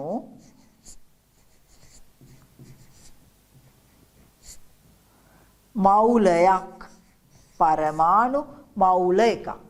එහෙනම් ඕනෑම මූලද්‍රව්‍යයක පරමාණු මවුලයක ඕනෑම මූලද්‍රව්‍යයක පරමාණු මවුලයක තියෙන පරමාණු ගාන සමානයි. හැබැයි ඕනෑම මූලද්‍රව්‍යයක මවුලයක ස්කන්ධය සමාන නැහැ. මේ බලන්න කාබන් නම් මවුලයක ස්කන්ධය ග්‍රෑම් 12යි. කැල්සියම් නම් මවුලයක ස්කන්ධය ග්‍රෑම් 40යි.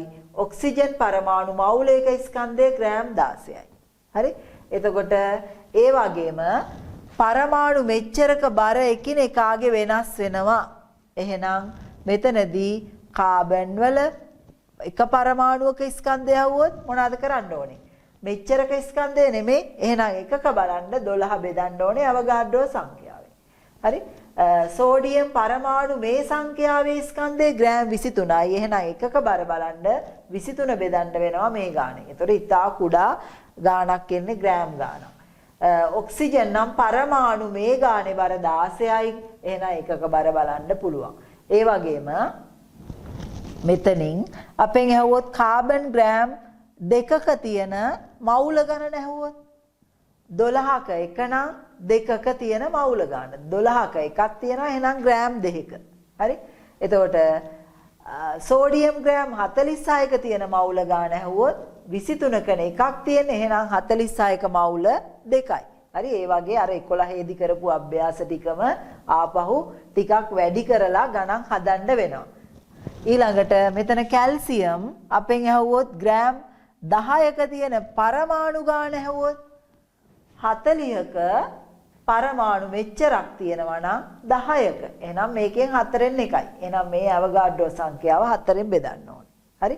ඒතර උත්තර ගන්න වෙන්නේ සම්මත ආකාරයට. ඒ කියන්නේ දැන් මේක අවගාඩ්‍රෝ අංකය 4න් බෙදුවොත් එහෙම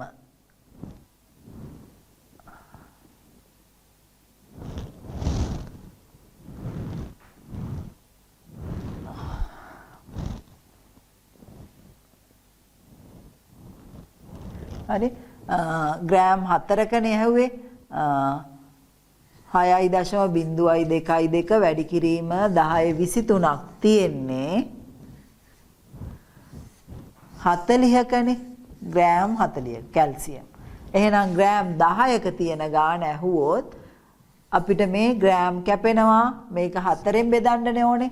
4 වරක් 1 මෙතන 20ට 5යි බිඳුවයි 5යි ආයෙත් එන්නේ 5යි ඔහොම ගමුකෝ 10.23 බලයක්. මේක සම්මත ආකාරය. බැරි වෙලාවත් මෙහෙම උත්තරයක් ආවොත් ඒ කියන්නේ සුළු කළාම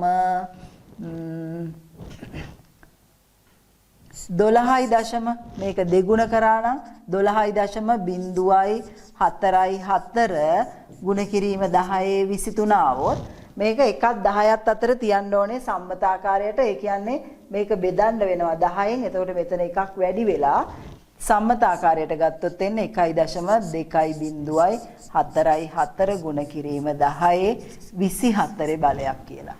ඒ වගේ සම්මත ආකාරය විද්‍යාත්මක අංකණය කියලා ඉගෙන ගත්තේ 10 දී විතර.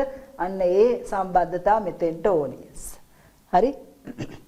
හැම උත්තරයක්ම සම්මත ආකාරයට තියන්න ඕනේ. හරි? ඊළඟට ඔය පරමාණු මවුලයක් වෙන් කරගත්ත හැටි අපි බලමු කොහොමද අණු මවුලයක් වෙන් කරගන්නේ කියලා.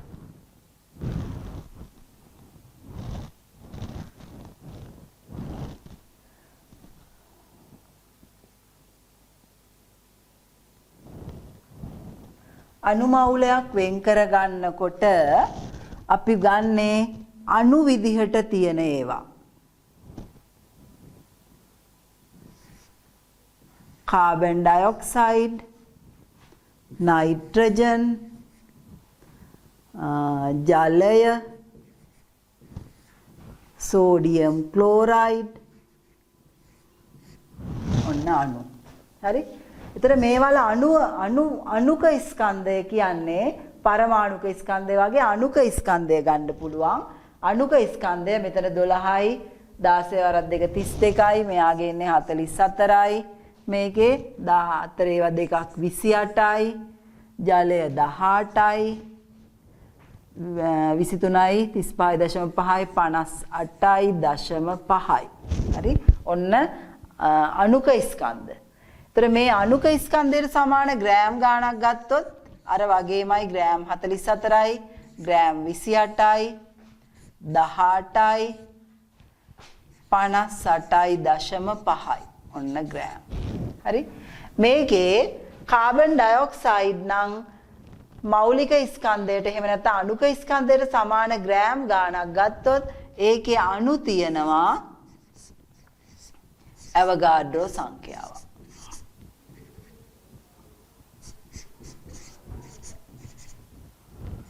අණු මෙච්චරක් තියෙනවා. මෙයාගේ 44ක නයිට්‍රජන් නම් ග්‍රෑම් 28ක ජලය නම් ග්‍රෑම් 18ක සෝඩියම් ක්ලෝරයිඩ් ග්‍රෑම් 58.5ක. හරි? එතකොට මෙන්න මේ අණු සංඛ්‍යාවට අනුරූප අණු මවුල ගාන වෙන්නේ මේ කියන්නේ මවුලයක්නේ. එහෙනම් මෙතන අණු මවුල එකක්. එතකොට අර ඉස්සෙල්ලා වගේමයි අණු වලත් මේ කාබන් ඩයොක්සයිඩ් අණුවේ ස්කන්ධය අණුවක ස්කන්ධය අණු මවුලයක ස්කන්ධය නෙමේ අණුවක ස්කන්ධය බලන්න 44 බෙදන්න වෙනවා ඇවගාඩ්‍රෝ සංඛ්‍යාවෙන්. ජල අණුවක ස්කන්ධය හොයන්න 18 බෙදන්න වෙනවා ඇවගාඩ්‍රෝ සංඛ්‍යාවෙන්. ඒ වගේ සම්බන්ධතා ගන්න පුළුවන්. කිසියම් ස්කන්ධයක් දුන්නොත් තියෙන අණු සංඛ්‍යාව බලන්න අපි දන්න දේ තමයි අණුක ස්කන්ධය. අණුක ස්කන්ධය නයිට්‍රජන් 28යි කියන්නේ ග්‍රෑම් 28ක අණු මෙච්චරයි. එහෙනම් ග්‍රෑම් 4ක අණු කොච්චරද? ග්‍රෑම් 7ක ඇහුවොත් මේකෙන් කාලයි. හරි? ඒ වගේම අණු මවුලයක ස්කන්ධය වෙනස් වෙනවා. ක්ලෝරින් නම් මේ සෝඩියම් ක්ලෝරයිඩ් නම් 58.5 නේ මවුලයක ස්කන්ධය. එහෙනම් මවුල 5ක ස්කන්ධය આવුවොත් මේක 5න් ගුණ කරන්න තියෙන්නේ. හරි? ඒ වගේ සම්බන්ධතා ගන්න ඕනේ. හරි ඊළඟට අපි බලමු රසායනික සූත්‍ර වර්ග ප්‍රධාන වශයෙන් කොටස් අඳුර ගන්න පුළුවන් අපිට තුනක්. ඒ තුන අණුක සූත්‍රය, අනුභවික සූත්‍රය සහ ව්‍යුහ සූත්‍රය.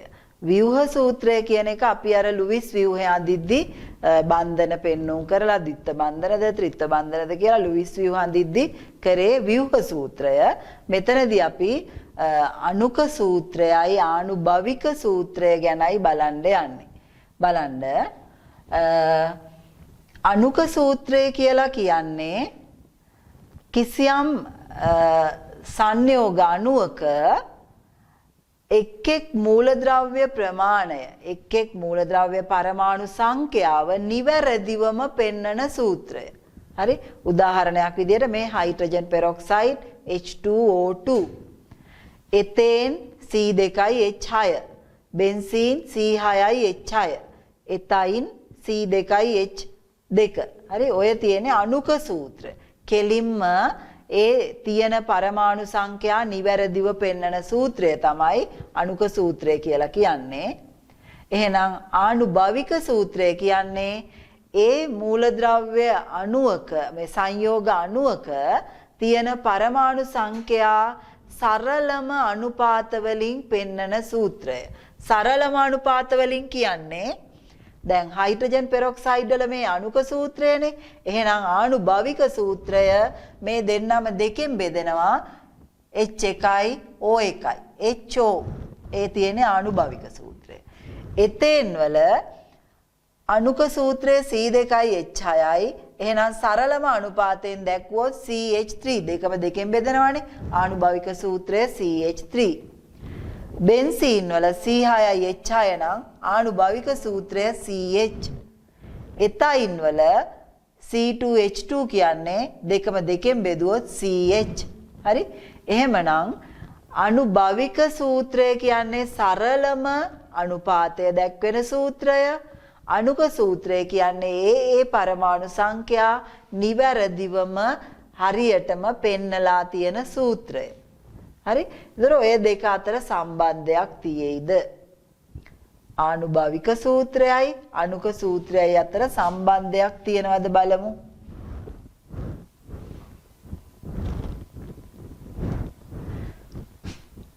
දැන් එතෙන් වල CH3 නේ ආවේ ආනුභවික සූත්‍රය. එහෙනම් මේකේ දෙවාරයක් තමයි එයාගේ අණුක සූත්‍රය C2H6. බෙන්සීන් වල CH ආනුභවික සූත්‍රය. මේකේ 6 වාරයක් තමයි C6H6 අණුක සූත්‍රය. H2O මේකේ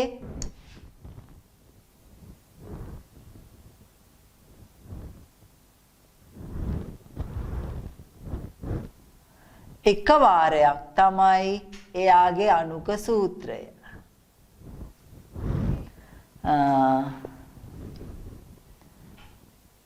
සෝඩියම් කාබනේට් ගත්තොතින් මූලද්‍රව්‍ය 3ක් තියෙනවා. මේ N2C1 O3යි. මේක තව සරල කරන්න බෑනේ. මේකම තමයි සරලම සූත්‍රය. ඒතර මේක එයාගේ ආනුභාවික සූත්‍රයක් වෙනවා. එහෙනම් මෙන්න අණුක සූත්‍රයත් ඒකමයි. Na2CO3. හරි? එහෙමනම් මේ ආනුභාවික සූත්‍රයයි අණුක සූත්‍රයයි අතර සම්බන්ධයක් තියෙයිද? මෙතන හැමතිස්සෙම ඇවිල්ලා තියෙන්නේ පූර්ණ සංඛ්‍යාවක්. 1 2 3 වගේ පූර්ණ සරල පූර්ණ සංඛ්‍යාවක්. එහෙනම් ආනුභාවික සූත්‍රයේ කිසියම් පූර්ණ සංඛ්‍යාත්මක ගුණාකාරයක් තමයි අණුක සූත්‍රය වෙන්නේ. හරි? එතකොට අපිට මෙහෙම පෙන්වන්න පුළුවන්.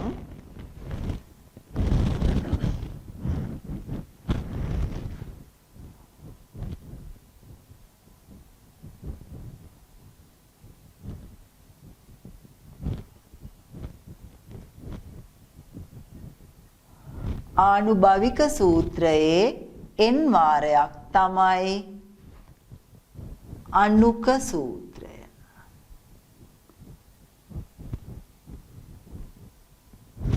හරි? එහෙනම් මේ n හොයා ගන්නවා නම් n සමානයි අපිට n වල අගය හොයන්න පුළුවන් ඕනෑම සංයෝගයක හෝ මූලද්‍රව්‍ය අණුවක අණුක සූත්‍රයට ගැලපෙන ස්කන්ධය සාපේක්ෂ අණුක ස්කන්ධය. සාපේක්ෂ අණුක ස්කන්ධය.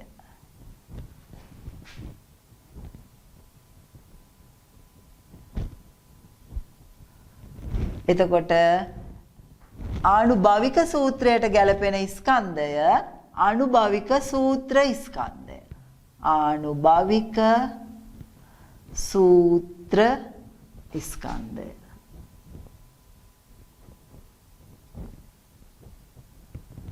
හරි? උදාහරණයක් විදියට C6යි H6යි නම් 12 6 72යි 6යි 78යි. ආනුභාවික සූත්‍රය එන්නේ උදාහරණයක් විදියට බෙන්සීන් ගත්තොත් C6යි H6 ගත්තොත් ආනුභාවික සූත්‍රයේනේ CH නේ 12යි 1යි 13යි. මේ 13ෙන් බෙදපුවම n සමානයි එන්නේ 6යි. එතකොට n කියන්නේ 1 2 3 4 5 වගේ සරල පූර්ණ සංඛ්‍යාවක්. එතකොට ඔය n වාරය ගත්තාම n සමානයි 1 2 3 4 ඔය වගේ පූර්ණ සංඛ්‍යා.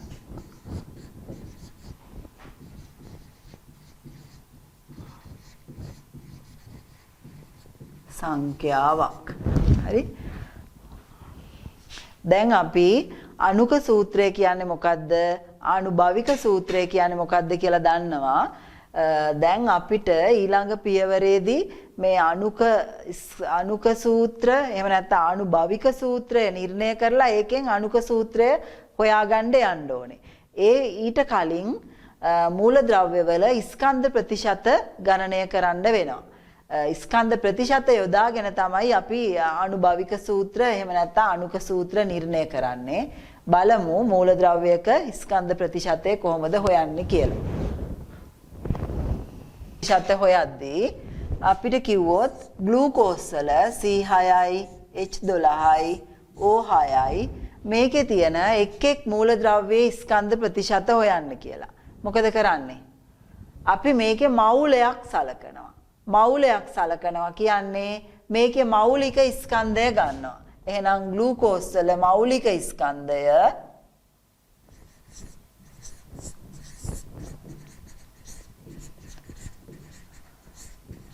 මෞලයක් සැලකුවොත් මෞලික ස්කන්ධය එන්නේ 12/6ක් නේ. 12/6ක් තියෙනවා.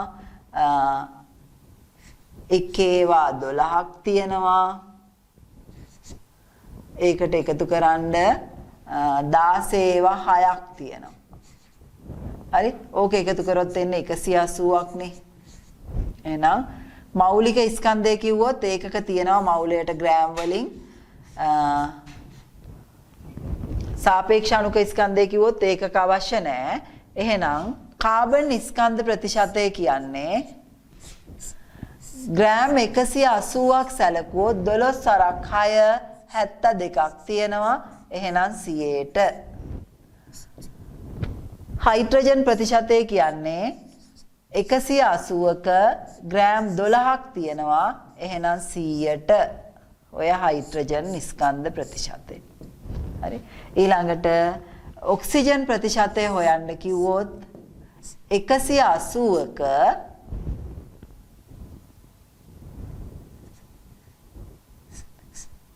16ක 16 වරක් 6 96ක් තියෙනවා. එහෙනම් 100ට. හරි. ඔහොම බැලුවොත් කාබන් එන්නේ 140ක්. මේකේ 6.67ක් 6.6යි ඔහොම නෙන්නේ 6.67ක් වගේ එනවා. මේකේ 53ක් එනවා. හරි. ඒ අගයන් තුන එකතු කරොත් 100 එන්න ඕනේ. හරි. ඔහොමයි මූලද්‍රව්‍යවල ස්කන්ධ ප්‍රතිශත හොයලා තියෙන්නේ. ස්කන්ධ ප්‍රතිශත දෙනවා අපිට අණුක අණුක සූත්‍රයයි කියන්නේ රසායනික සූත්‍රය ගණනය කරන්න. අණුක සූත්‍රයයි ආනුභාවික සූත්‍රයයි හොයන්න මේ විදියට හොයාගත්ත ස්කන්ධ ප්‍රතිශත දෙනවා. හරි. හොයාගන්නේ ඒකේ මෞලික ස්කන්ධයට ගැළපෙන ප්‍රමාණයට මේකේ පරමාණු කීයද කියලා බලලා මේ විදියට තමයි ස්කන්ධ ප්‍රතිශත හොයාගන්නේ. හරි. ඊළඟට එහෙනම් බලමු කොහොමද ආනුභාවික සූත්‍රය නිර්ණය කරගෙන ඒකෙන් අණුක සූත්‍රය ගණනය කරන්නේ කියලා. හරි. ස්කන්ධ ප්‍රතිශත ගත්ත විදිහයි ඔය පෙන්නුවේ. අනුභාවික සූත්‍රය හා අණුක සූත්‍රය නිර්ණය කරන්නයි ලෑස්ති වෙන්නේ. ගානකින්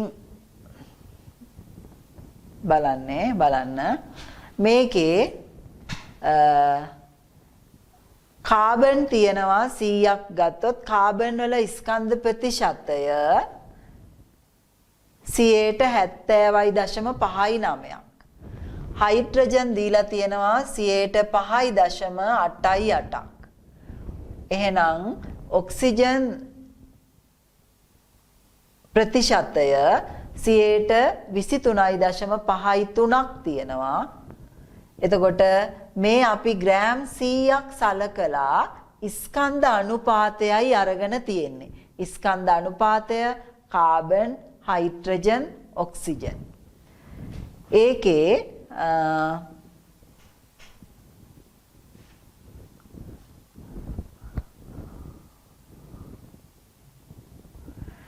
ඊළඟට අපි හොයාගන්න ඕනේ මේ තියෙන ස්කන්ධ අනුපාතයනේ මේ 32 දාලා තියෙන අනුපාත ලකුණ පෙන්වන්න.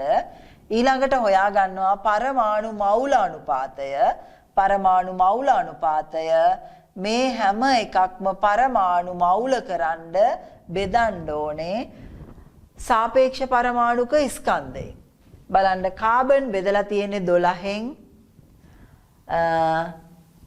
Hydrogen 1න්, oxygen 16න්.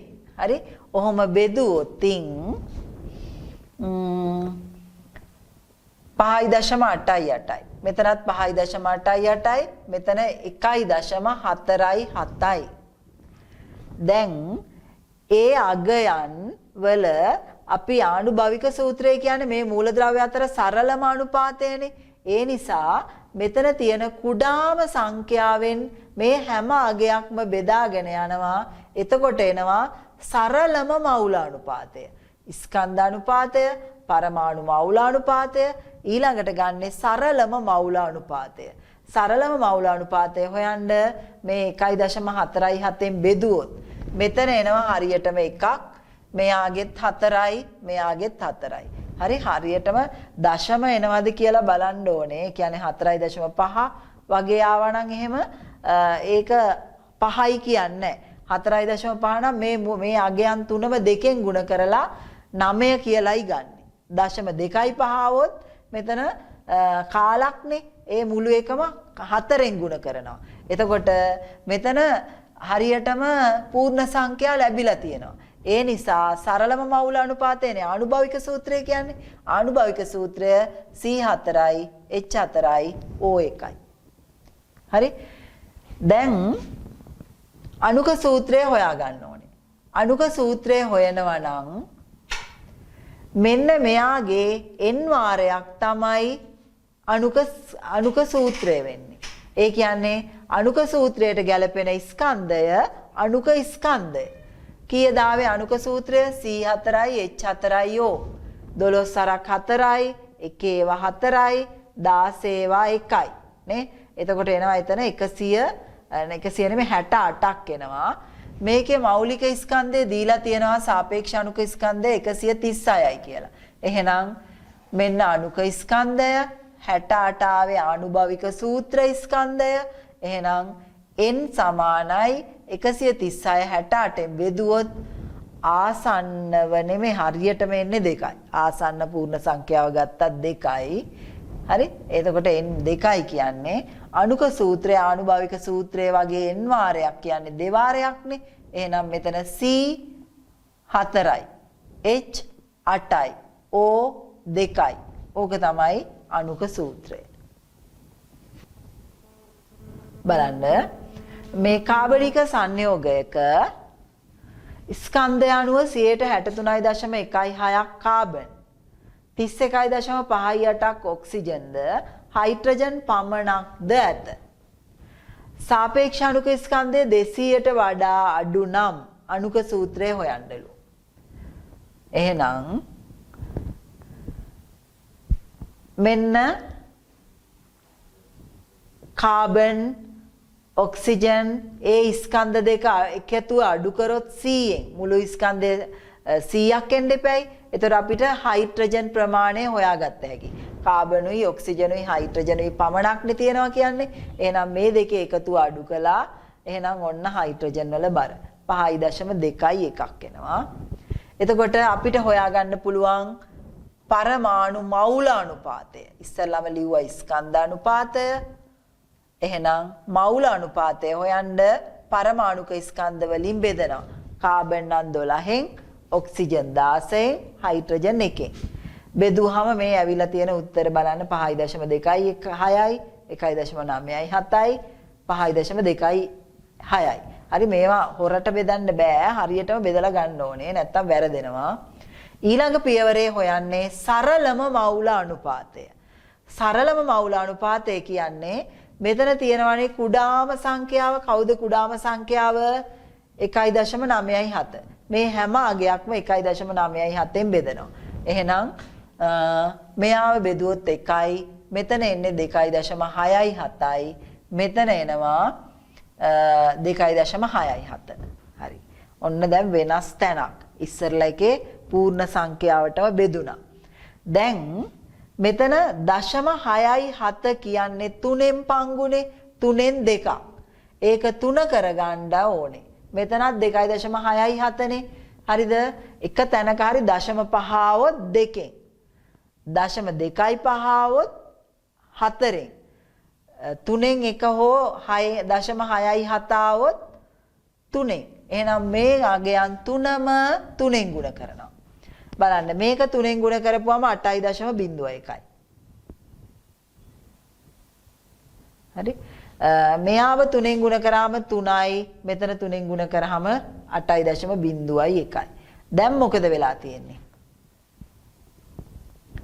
බලන්න දැන් පූර්ණ සංඛ්‍යා 8යි, 3යි, 8යි.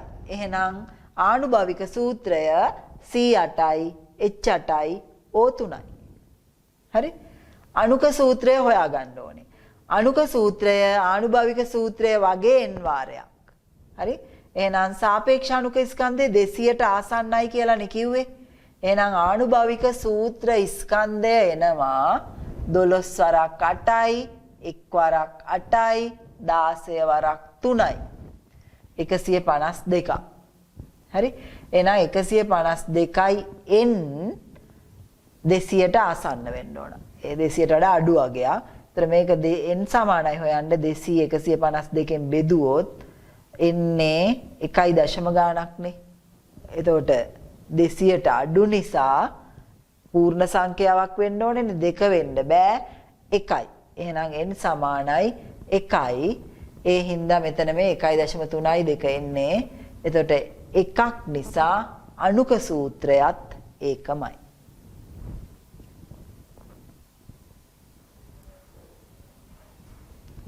හරි.